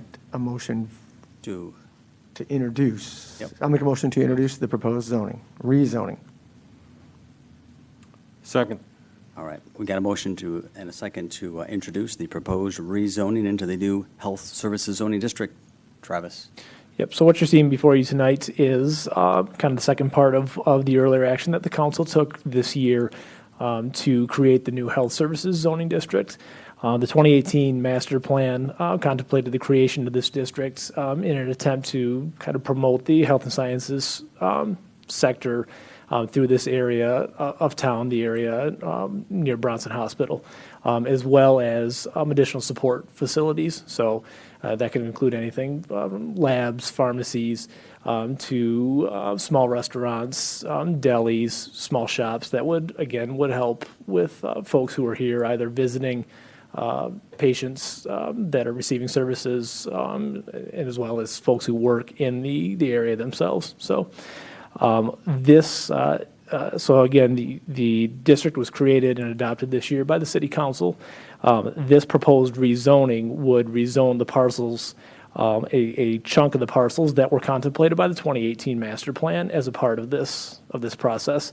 Now, the Planning Commission in October considered this item, and after receiving feedback from some of the owners of properties that are currently zoned R1B that were included in on the future land use map as a portion of what was to be included in this rezoning, the Planning Commission, after hearing their feedback, determined that they wanted to take those parcels out of this proposed rezoning. And so that's what you're seeing before you tonight is the proposal as it was designed in the future land use map with the exclusion of those R1B properties. Did we get a chance to have that discussion about the VFW building? We've actually, we're going to continue that discussion, but what we did note is that currently the VFW is in the PB1, or the professional business, and my understanding is it's non-conforming in that district as well. Okay. So just to kind of add a little bit more into what Travis said, and we did have an email from a business that was reticent about being rezoned, but we had a chance to discuss, what is the new health services district offer for uses versus what's in maybe, say, the B2. And I think the Planning Commission took a very extensive look at this, and after a lot of good conversation and public comment, added several categories and several uses by right that really expands what a business can use their property for. We talk about professional offices of medicine, dentistry, alternative, homeopathic, chiropractor, whatnot. It does, however, not include medical marijuana licensing. That must be all. Those opted into businesses must be in the marijuana business overlay zone, as you note, east of Blue Star.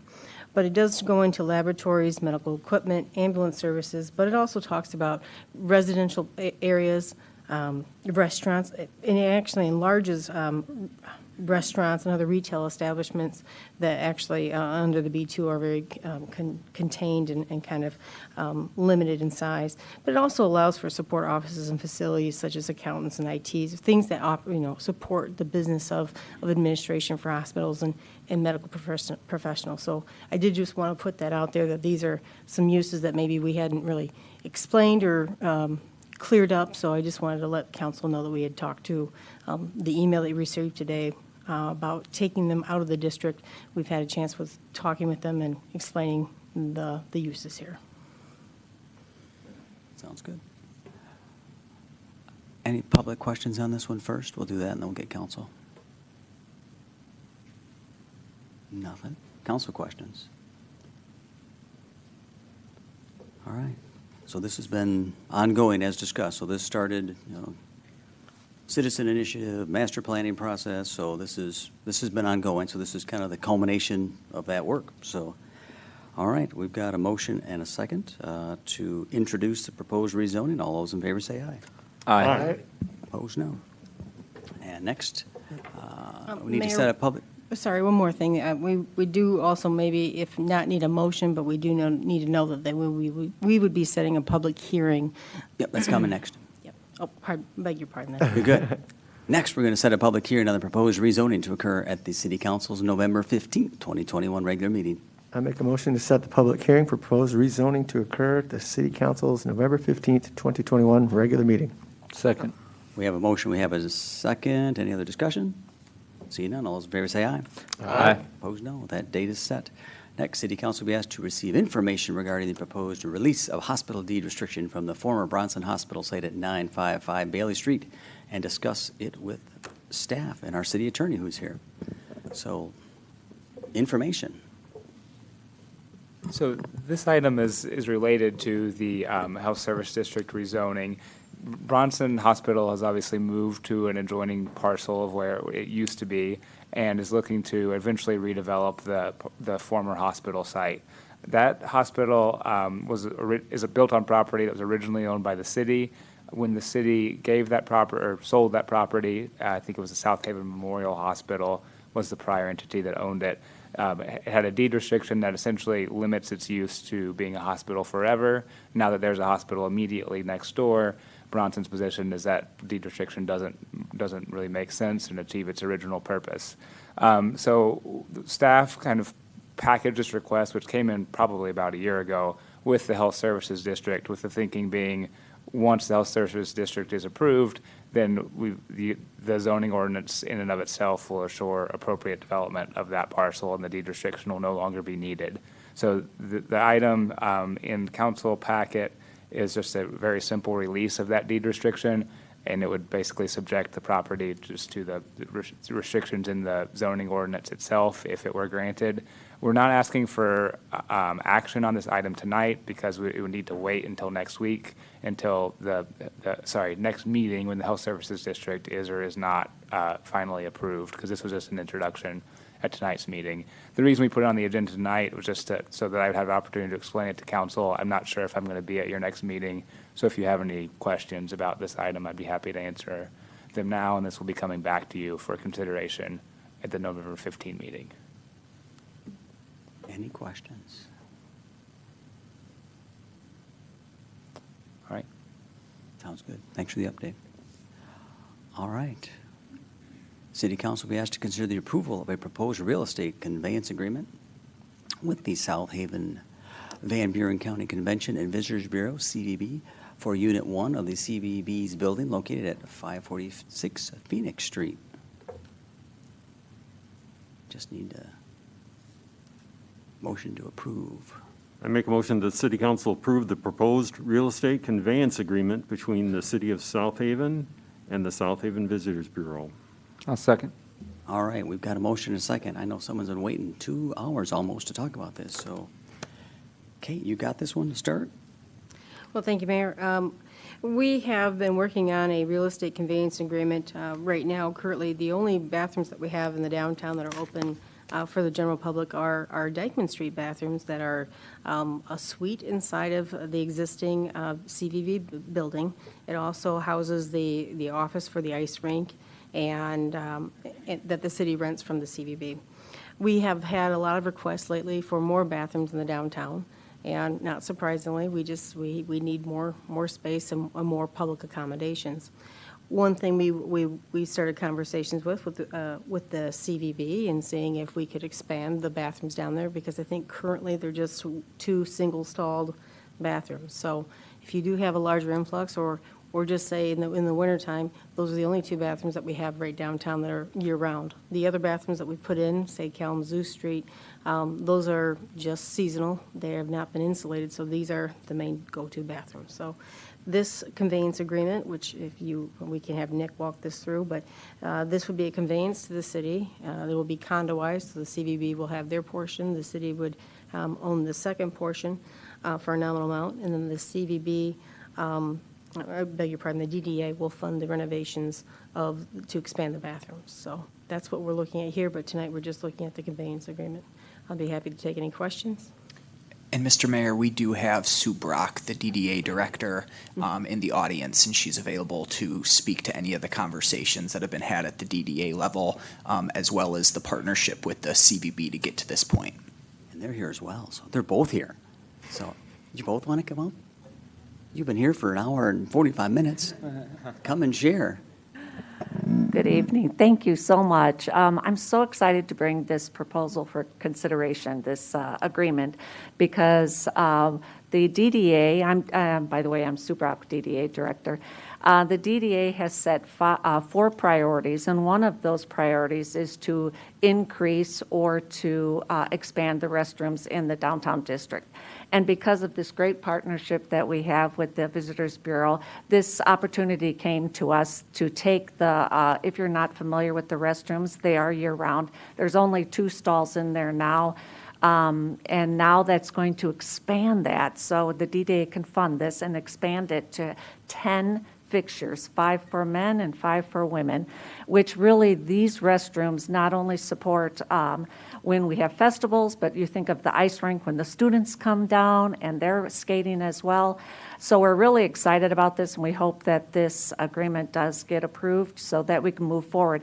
And I do want to say that the DDA is funding this, and the great thing about this project is that it is fulfilling one of our priorities, but it's also that we will not have any debt service on this because we do have the funds in our budget to pay for it fully. Sounds good. Hello, I'm Jennifer Sistrunk, the Executive Director at the South Haven Van Buren County Convention and Visitors Bureau. I just wanted to kind of add to what Sue said there. We've been working together for quite some time to make this happen. The CVB is very thrilled to have a great partnership with the city and others in town.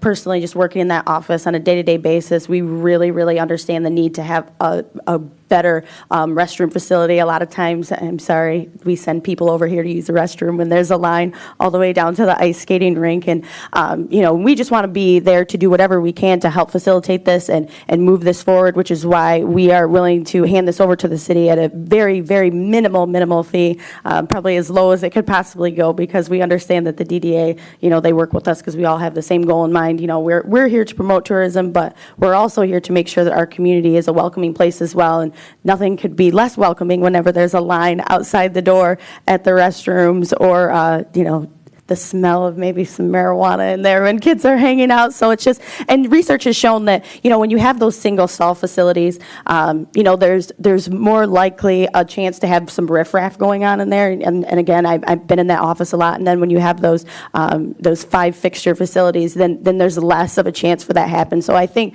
I just don't really see a downside to this. And I'm really, really happy to work with the city to get this done. And we're just trying to work with you to do this at a minimal cost as well, so it can work out for everybody. Sounds good. Thank you. They are much needed, as you know. So, all right. Any other questions? Got it. I'm for the project. I want to state that in the beginning, but I'd like to know the tax ramifications if we purchase this property. How much property taxes is the city of South Haven going to lose for that? Well, Nick might be able to help me out with this, but I believe it would be condoized, so we would be converting a suite. But more importantly, if it's out for a use that's a government function, we would have to do an analysis, so I can bring that back to council. I'm currently not sure what it is right now. Nick, can you assist? So this is a privately owned building. A pretty small portion of it would be being purchased by the city. It would become tax exempt, but I don't know the tax ramifications of that from an assessment standpoint. It's something the assessor would have to address. I imagine it would be minimal. It's a very small portion of the building.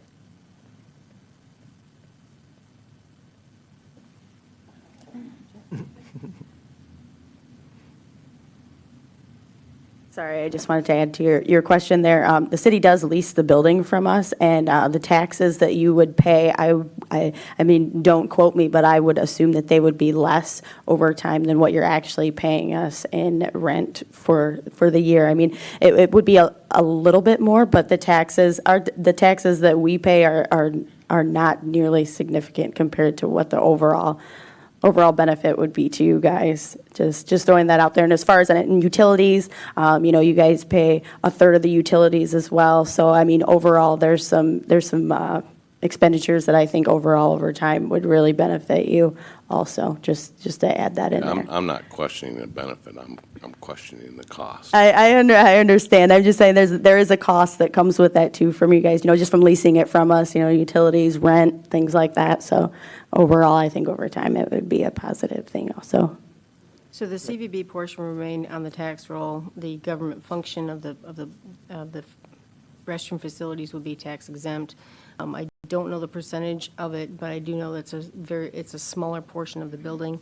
The CVB would retain the basement and the majority of that first floor, and then we would be converting portions of the ice rink office and the existing 2-stall restroom into a larger facility. So if I understand it properly, then the current owners would pay less in property taxes because they're losing a portion of the building. Yes. And the city would lose a portion of property tax income, correct? That's correct. The point the you. director made is a good one. The DDA is currently paying a lease that I think is about $600 a month. I don't know the exact figure, and that would obviously they would not be paying that expense anymore. I couldn't imagine it's more than $1,000 or $2,000. I mean, based on the size of the building and what I pay for my building, of that small portion is probably maybe 1,000, or we're probably actually going to save more money by not paying. Probably offset by the Yeah. 600, sounds like, so. I'm good. Okay. Any public questions on this one? Or comments?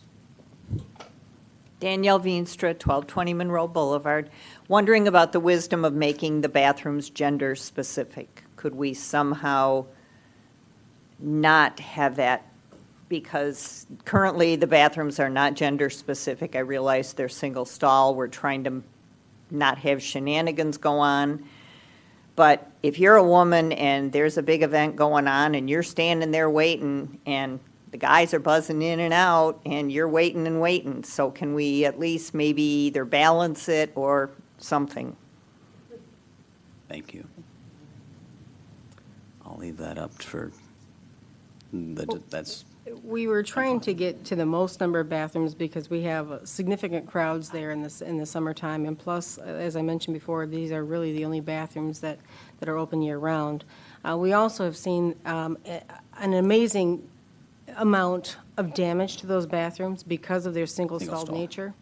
nature. We've had folks that have used the ice skates to completely gouge them out. That's why they have reinforced steel walls now. And I think one year we actually had the toilets completely smashed and the sinks smashed. So I understand the concern. I also know that we're trying to get a good bang for the buck and address as many as we can. We also know that we do have some facilities here across the way, as Ms. Sistrunk has said, that many people come over here to use these facilities. And now that the special event for the holiday trains, these City Hall bathrooms will be open during the wintertime, or I beg your pardon, during the holiday season. So I understand the concern, but I also know we're trying to accomplish several goals here. no, I agree. It'll be an improvement for sure. Any other public questions or nothing? Council questions, comments? Nothing. Got it. All right, we've got a motion, we've got a second to approve the proposed real estate conveyance agreement. All those in favor say aye. Aye. Opposed, no. It's approved. Next, City Council will be asked to set a public hearing to occur on November the 15th, 2021, at 7 p.m. to consider a commercial rehabilitation abatement application for 708 LaGrange Street. I make a motion for the city council to set a public hearing to occur November 15th, 2021 at 7 p.m. to consider a commercial rehabilitation abatement application for 708 LaGrange Street. I'll second. All right, we've got a motion, we've got a second, and this is a nice parcel to get redone. Kate, you have this one? Well, thank you, Mayor. And I know Griffin's been working on this as well. We have 708 LaGrange that's in the existing commercial rehab district, the original one that was formulated. And as you note, that business has, or that property has seen some deterioration, and it has been recently purchased, I think, by a group here in town, and are looking to renovate that. They fall within the ordinance. And Griffin, do you have any details you'd like to add?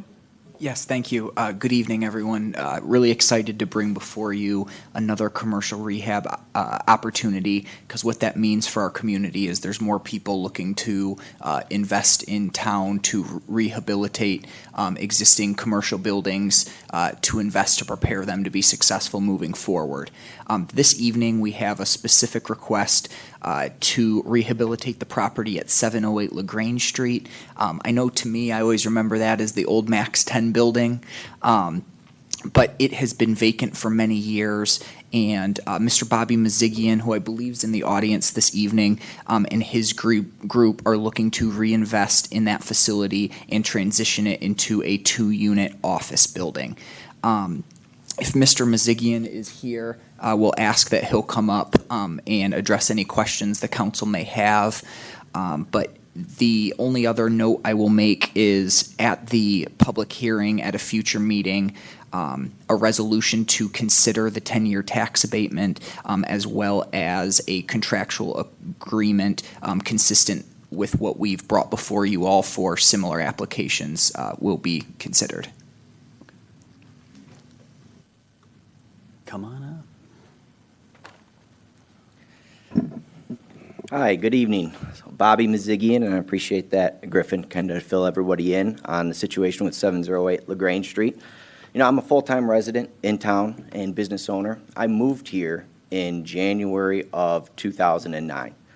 And I remember going past that parcel when I was moving in the middle of winter and noticing that it was vacant at the time. And through all these years, that building has just sat there and has been deteriorating, and no one has really taken the initiative to make that building prosper.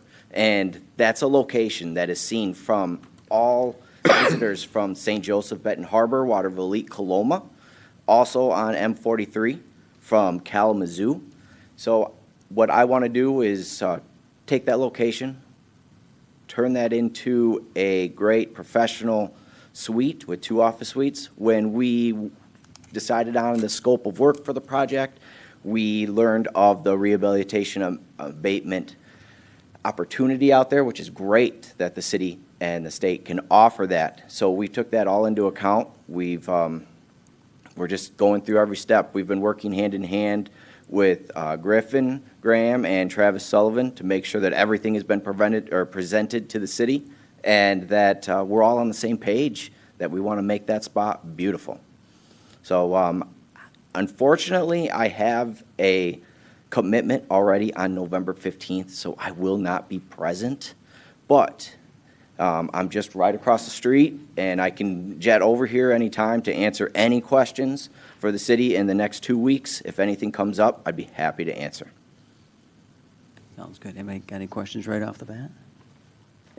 I'll just tell you, it already looks better, and you've got it torn apart, so that's a step in the right direction. So I would agree. I've been driving by it for years, and it's always looked bad. So, all right, public questions or comments about what we're doing. A great tool, the commercial abatement agreement. So, all right, we've got a motion. We've got a second. All those in favor say aye. Aye. Opposed, no. All right. Next we have, it's showing a Public Works Director update. Is Mr. Bill hiding around here? Oh my gosh, you were just like hiding in the hallway. Good evening. We're going to have an update from our Public Works Director, Mr. William Hunter. That was good. I was like, maybe Bill went, you know. Good evening, Well, it was Bill. a packed house, man. I had to Good stay for you. outside. Good. Smart place. Your Honor, City Council, it's an update from the Department of Public Works. The Phoenix Street project is substantially complete. We'll have some minor restoration work that will occur. Concrete standpipe replacement, we're still working with Baird and Company on financing of that project. The Distribution System Materials Inventory, or DSMI, that's a requirement actually for the Safe Water Drinking Act. Eagle is now requiring a four-point inspection. That's 551 sites we're going to have to do within the city, where we have to pothole both sides of the curb stop, one at the main, and then get inside the house. We're still working on actually logistics for that. The new substation, AEP is in the design phase for that, for the feed to the new substation. Staff is working with a consultant on the time frame of the project. Hey, Bill, before you go to the one previous, the new testing mandate, can we just get a cost estimate for that so we can make sure to send another letter to the state that says we don't appreciate all these Yes, sir, I will. fees that are getting passed on to our ratepayers? Yes, Thank sir. you. Yeah. And if they wouldn't mind if they actually gave us some money. Some money, for- right. that Yeah, would but be these nice. are driving up our costs, so Yes, thank they you. are. Currently, we're looking at a 75-month lead time on transformer equipment, like anything else. Anything with circuits. 75 months? 75 months. So we actually have to now relook at the capital improvement plan and see what we need to, to make sure we're going forward with their electrical system. So we're anticipating we just can't get anything nowadays, it seems like. Cross-connection inspection, I like to state this every time just to have a reminder for people that this is an ongoing thing. We have a contract, or Shawsa has a contract with HydroCorp. Just got to remember there's 2 things required for this program: site inspection and testing of backflow prevention devices. Somebody asked me the other day, why is this important? We can't have contaminated water into the system. There's many cases that have happened where lots of people have gotten sick, and this is what prevents it. Every little device counts. One device can contaminate a whole system. So AMI project, that has been pushed back. The bases are up and running. We're looking at actually probably the meters will start coming in the springtime, and it looks like a completion in the summer of 2022. Aylworth non-motorized path, that's actually, received a grant through the Congestion Mitigation and Air Quality Program. The total cost for that project is $315,000. We're looking at actually the city pay a match of $180,217, and CMAQ will pay $134,783. This will actually install a 10-foot path, so it's not just a sidewalk. You're looking at a 10-foot path. Topo survey has been completed and preliminary design has been started, and we're at about a 40% completion. Water Street planting plan. I'm working actually with Edgewater Resources to develop specs and a planting plan for the hill, and it's just a planting plan to help stabilize the hill. It's the same location actually where the stairs are at, just actually to the west of it. Million-gallon reservoir, working on specifications with Dixon, and they're working on the specs and the bids to go out for bids. You're looking at probably about $60,000 worth of repairs, and that was due to the inspection of the wet well. Any kind of wet well or storage facility is required to be inspected every 5 years. So this is just to keep up on it. They found some minor things, but it totals up to about $60,000. Wastewater treatment master plan, that is complete and in the draft. It'll be presented actually to the SHAWSA board at their next available meeting. Working with a consultant actually for a solar feasibility study, we're looking at certain sections of the town where we can install a solar array. The idea is to, our high usage is in the summer. Our idea is if we install a solar array, we can maybe have to not buy power at the peak hours and actually do storage and actually hold our rates down, because we're seeing an incline. We may have saved money actually on buying the power on the market, but what we're getting killed on is transmission costs. They just keep going up. Kids Corner Phase 2, we received a grant through the Land Water Conservation Fund of $275,000, and the city agreed to, at the last city council meeting, to match it for another $275,000. We're working out with Edgewater Resources, our consultants, on public outreach and the design of the play structure. We currently ordered a BSNA called a cemetery module. This will help us actually, so in the future we'll have everything digitized. So some cities have this where you can go on a certain portion of your website and look up your family or look up ancestors, and that's what this will help us do. Plus it'll help us actually track certain things, like for example, advance paying on on internments, and that's what we just actually enacted probably a couple of council meetings ago. Restroom renovation in Dykeman Park. We're working with GMB on the renovation designs of existing bathroom located at Dykeman Park. This is a DDA-led project. Public feedback, parking restrictions on Elkinburg. We received feedback from 5 individuals. The consensus from the majority is to keep the restrictions on the south side of Elkinburg. A few expressed wanting the entire street restricted. MPPA, we've been working with them on called a business model assessment. Staff's working with them for data on rate analysis to see where we sit wise with other businesses in the area, and this is something we work on annually. And the Art Center Grant Award, Carrie Hagee, the Art Center Executive Director, informed staff she received a Macaca grant of $22,800, and that is directly for the roof of the building. It is in our capital plan, so I'll be working with Carrie, and we'll be presenting to City Council the next available million request for the matching funds that is in our capital improvement plan. Does council have any questions on the DPW projects? Yeah, real quick. Yeah. So with the HydroCore, do we have that on the website, just so people understand when they hear HydroCore and we get the calls? I know that people think it's not real, or. I don't know if it's on the website. That's a good question. I'd have to take a look. If not, we can put something on there. It might not be a bad idea saying, hey, they are working with us. No, that's a good idea, because we do get that periodically. Is this a scam? Yeah. So that's a good one. Maybe we can do a link with them. The cross connection, is that the vacuum breakers Vacuum breaker, pressure vacuum breaker, double check valves, stainless steel double check valves, any kind of backflow prevention device. It could also be something as an air gap, something mechanical. Air gaps are, if you got to do, say, for example, you got a 2-inch pipe and your overflow of a tub is about this, you have to have at least 4 inches because it's twice the diameter. So if you have a perfect atmospheric vacuum, it won't suck it up in the air. So there are different, but you are correct. There's just many different types of backflow prevention devices. Well, is that something that we could look at maybe in future house builds, that maybe that if they're installing faucets, they have vacuum breakers built into them, or, I don't know, just thoughts? No, that's very good. A lot of the newer houses have built-in vacuum breakers on the spigots on the outside. I know I the have an ones old I one. replaced, I put them in myself. I didn't want to have the vacuum breaker tied onto, but that's a very good idea. Okay, thanks. Standard. Anything else? The MPPA is the Michigan Public Power Association. Okay, thank you. That's the one where we're members at, where they purchase the power on our behalf over a 5-year plan. They help us out in a lot of different aspects too. They're also helping us out with the solar feasibility study, working with the consultant and giving them 15-minute intervals on our power consumption as well as our voltage.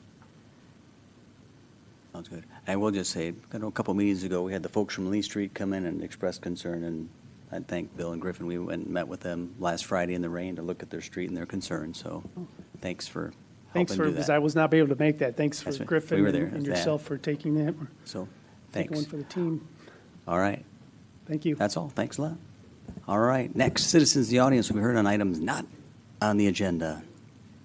And if you have anything you want to discuss, come on up, state your name and address. You'll have 5 minutes to address the council.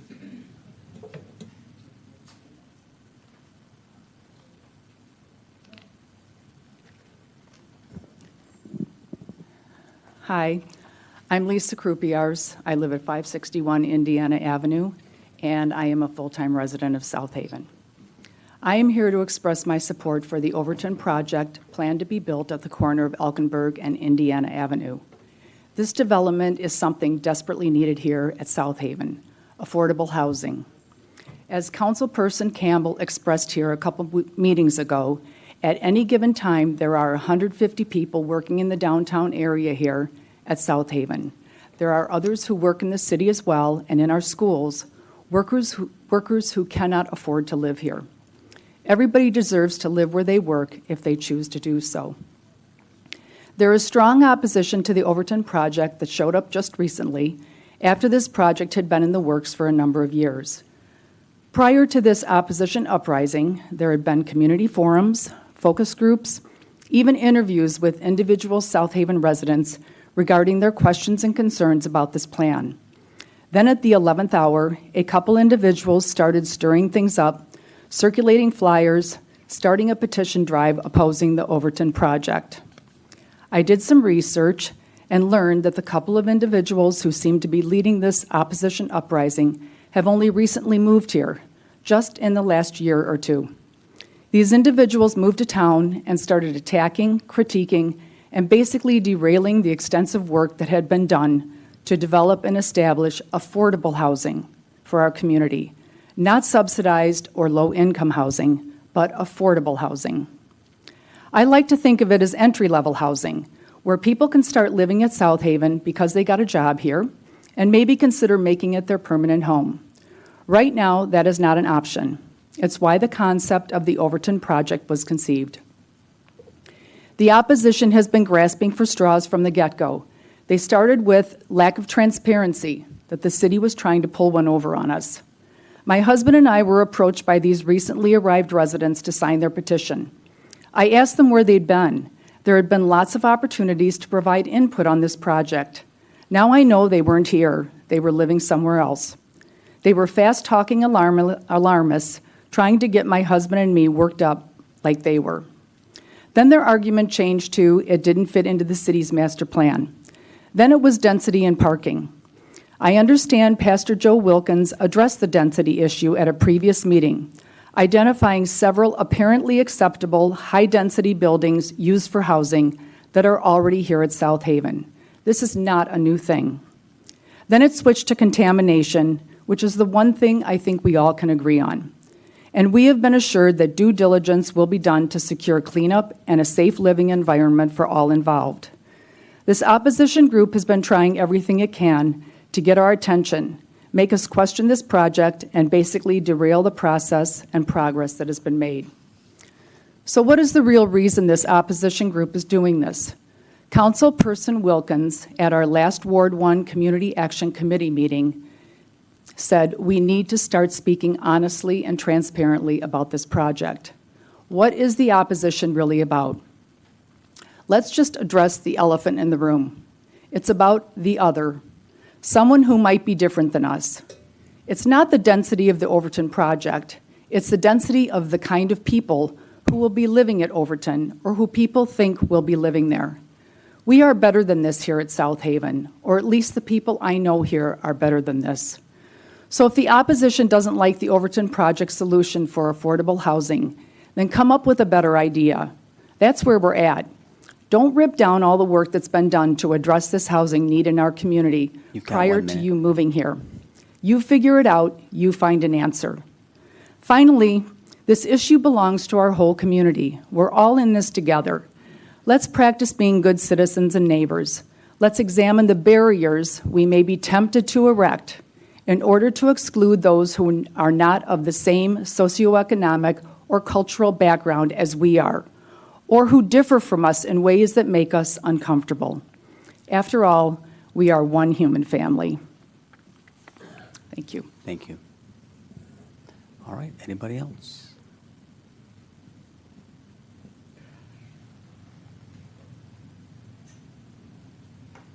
Mary Hasley, 726 North Shore Drive.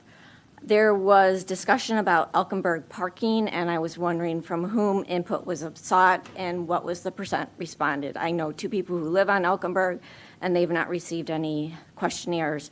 Similarly, with the Kids Corner Phase 2, I was wondering from whom is input being requested and who has responded, and how can people respond to make sure that the entire community has an opportunity to provide input on something that affects us. With regard to affordable housing, I feel obligated to clear the air because many people, it hasn't been a handful, have raised concerns. Concerns have gone unanswered, unaddressed, and ignored and dismissed. I'm not sure which term is the most offensive, but all of them apply. Affordable housing is exactly what we want, and it's mischaracterized to advance an argument that has not been presented with regard to concerns with Overton. Yes, Overton affordable housing is necessary. Yes, many people who have been involved from the very beginning provided input, and that input has been ignored.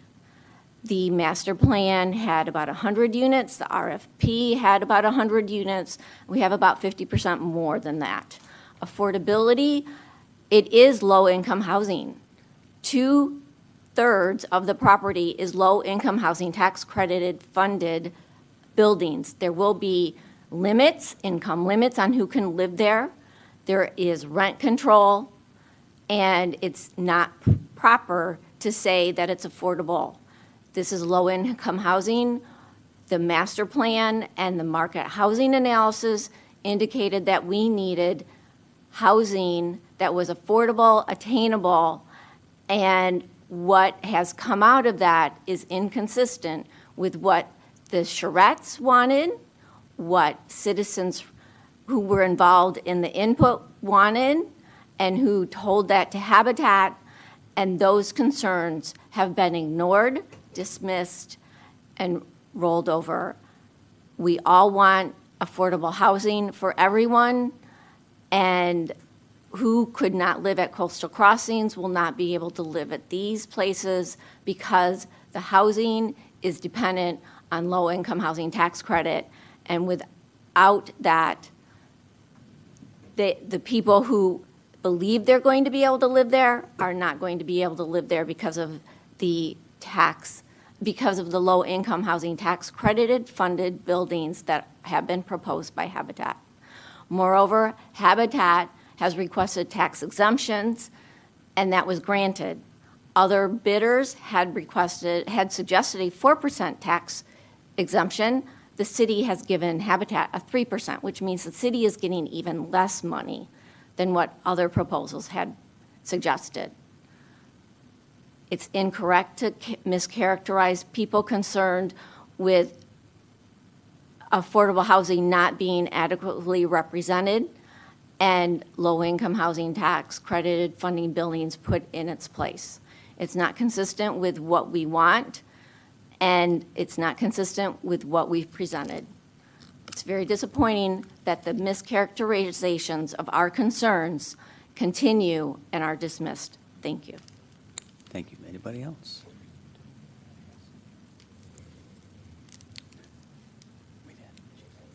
Danielle Veenstra, 1220 Monroe Boulevard, full-time resident.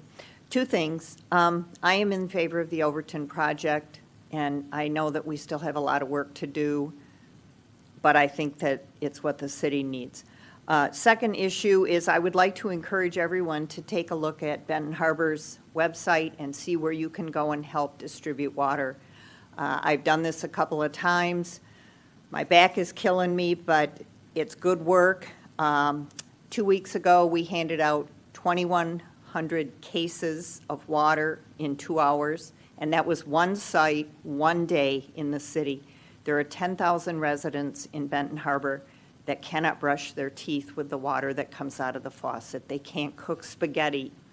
They probably don't even want to safely wash their kids' faces because kids get water in their mouth.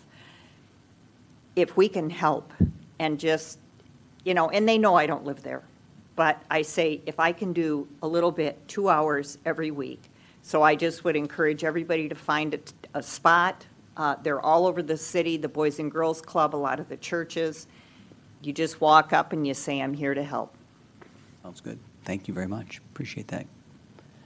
All right, anybody else? Going once, going twice. Joe Wilkins, 811 Indiana Street. Just two comments. A lot of the comments that were made, I'm in total support of the Overton project. A lot of comments that were made. Kilpatrick debunked most of it. Habitat has debunked most of it. Those that were in opposition have talking points. One was contamination, and yet the people that were crying about contamination is living in the factory loft condominium that had issues, and so on and so on. So their points are just not valid. So that was my first point. My second point is to Councilman Reeser, Campbell, Scott, Arnold, Schlack. I stood here, listened to a lot of meetings where each one of you guys mentioned how important it is to hear the voice of the people and support the residents. You stated, Mr. Reeser, Councilman Reeser, that you were given that advice to listen to your constituents, the residents, and go with that. And yet tonight was the exact opposite. Total opposite. You guys often stated how important it is that you would support the voice of the community. And yet, because there was a compelling argument, you shortcut the system or the process, or you went against your own conviction and allowed one portion to go back to planning when the community, the residents spoke. That is why people in the community, the young lady that just left here with the food truck argument, have problems with believing in the process. That is why individuals won't even come to these meetings, because they don't feel like there's complete transparency and fairness. So you guys, you made a decision to send it back, oh well. But I'm telling you, sitting there, that's how it came across. So you guys would agree when the floodgate is open, it's hard to contain the water. So it starts off with this one little innocent thing that Councilman Reeser brought up. And he's my friend, but he knows if I feel like it's wrong, it's wrong. One little compelling argument, you send it back. It starts with that. The floodgate's open. Somebody else come with another compelling argument, depending who's on the board, then you go back again. Allow one other item to take place or process to be granted. That is how it's coming across. So I think you guys should really do some soul searching. When you say you're protecting the voice of the residents and the voice of the residents are spoken, you guys did the exact opposite tonight. The exact opposite. And you said, well, it's not going to be on the south side of Ward 1. Yeah, now, tonight. But when somebody else comes with a compelling argument that it makes sense to be on the south side, depending who's on the board, you vote again. Send it back. So it reminds me of what took place in our country. If we can't protect the votes of the people, and that's what you guys stood on. I heard you guys mention all the time, we're always going to go with what the people say. The people spoke, but you found a little gap, and you opened the floodgates. Thank you. Anybody else?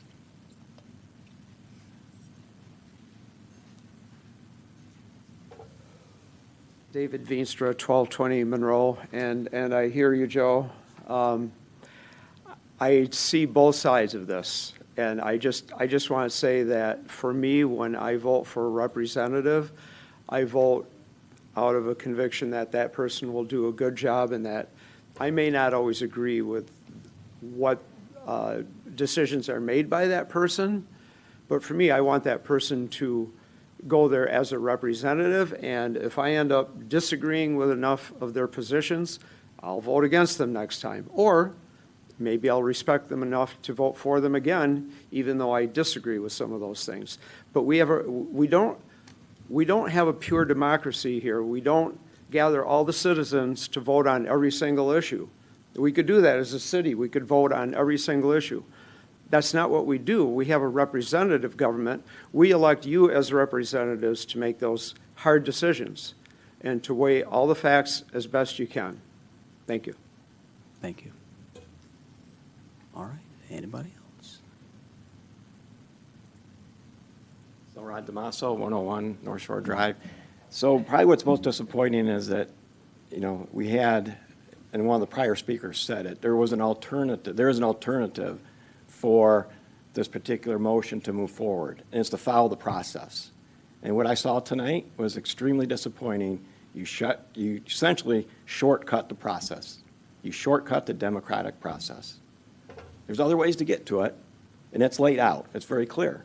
Go out, get the signatures, but you didn't do that. You shortcut the process. And frankly, I think that's no matter where you sit on the political spectrum, that's a very dangerous precedent that you set here this evening.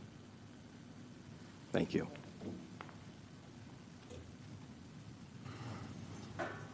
Anybody else? All right. Let's go. Oh.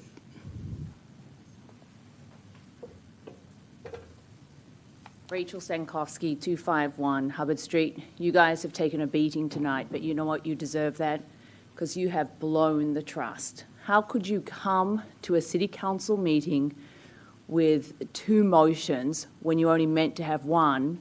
I think one of the speakers said it tonight that is just really where your heart was. And so how can we trust you in what you've done tonight? It's deplorable. And so you guys have to live with yourselves in that. The people have spoken, you've disregarded it, and so you have to live with that. Thank you. All right, anybody else? We got everybody here. All right, Kate, city manager comments. Well, thank you, council. Thank you, Mayor. So I do have some notes to share. Reminder that tomorrow is election day. The polls will open at 7 a.m. to 8 p.m. right here in City Hall basement. Also this week, this Wednesday, November 3rd, we will have our second and final Best Way open house from 5:30 PM to 7 PM here in this room, council chambers. Again, the public is more than welcome to come, address any concerns or questions about the transition to Best Way, which will be occurring later this month. In fact, I think the 29th is the Monday when everyone needs to put all their carts out, recycling bins, and your Best Way refuse container, and it would be, the plan is to have that picked up, and then, I beg your pardon, that Republic will pick their garbage up and their carts up, and that Best Way will be dropping off carts. And each person will be receiving a refuse card and a recycle card.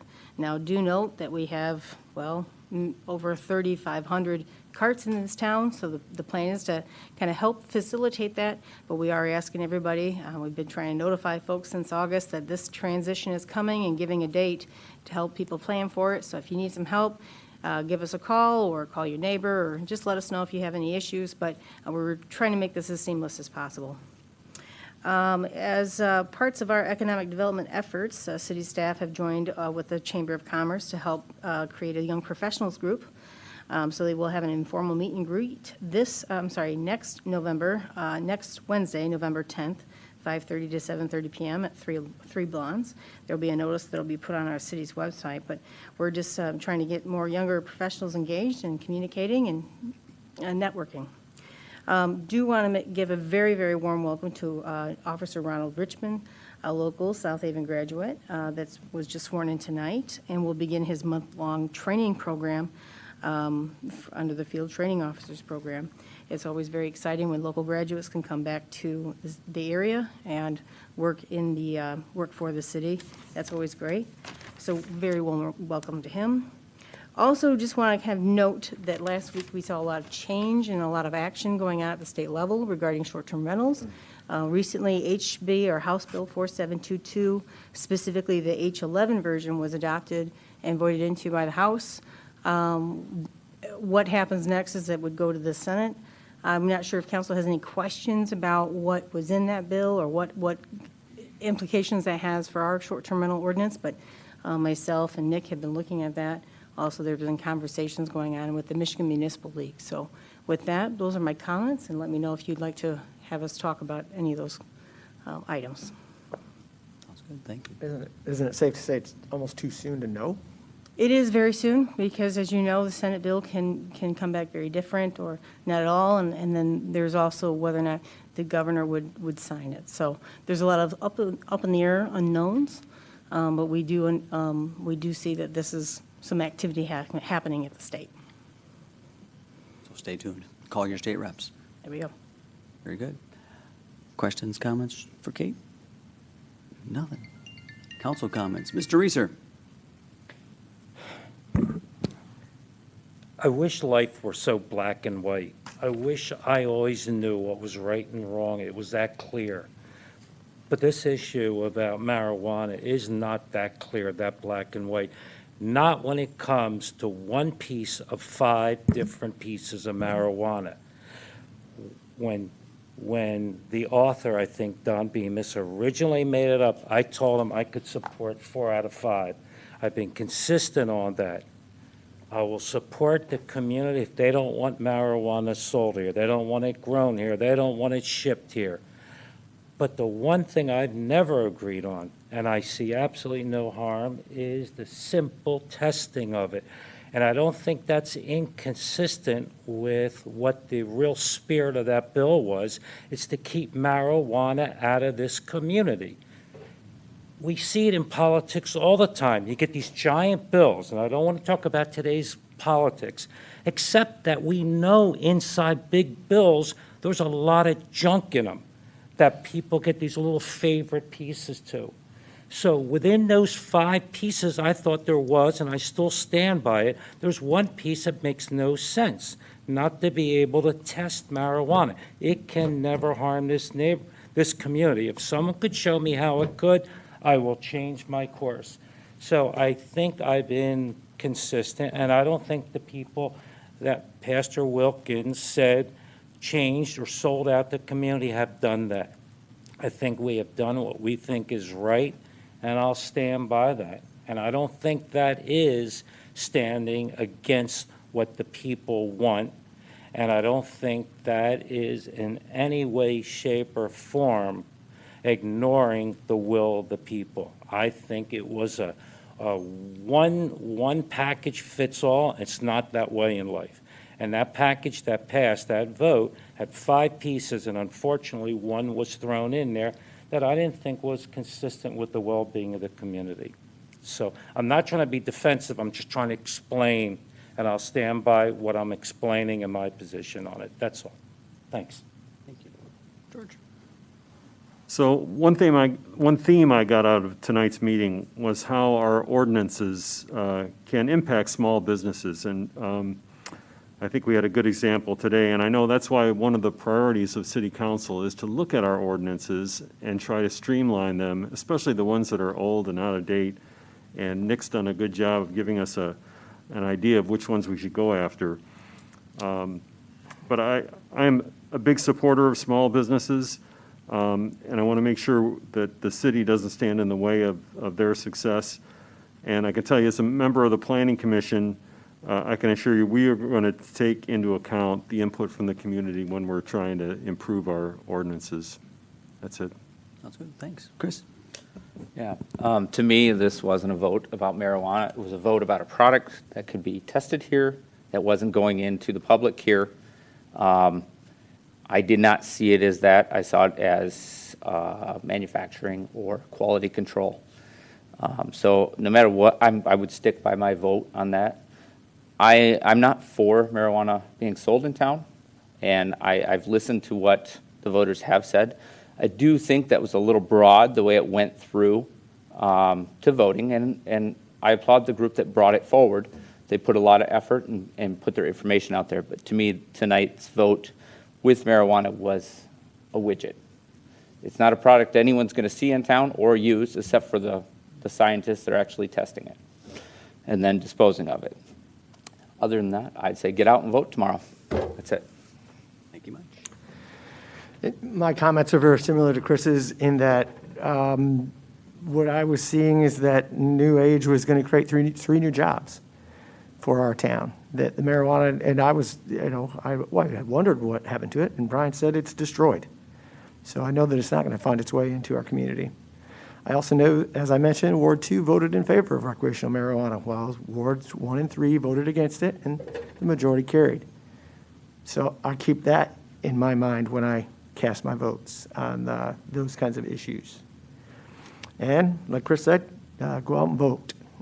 As Clark Gruber used to like to joke, vote early, vote often. The Chicago way. No comments. No comment. Okay. I guess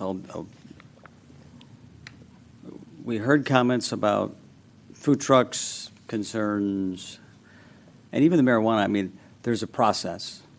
And the process is within this business owner's right to come and say to us, I have a service I'd like to provide.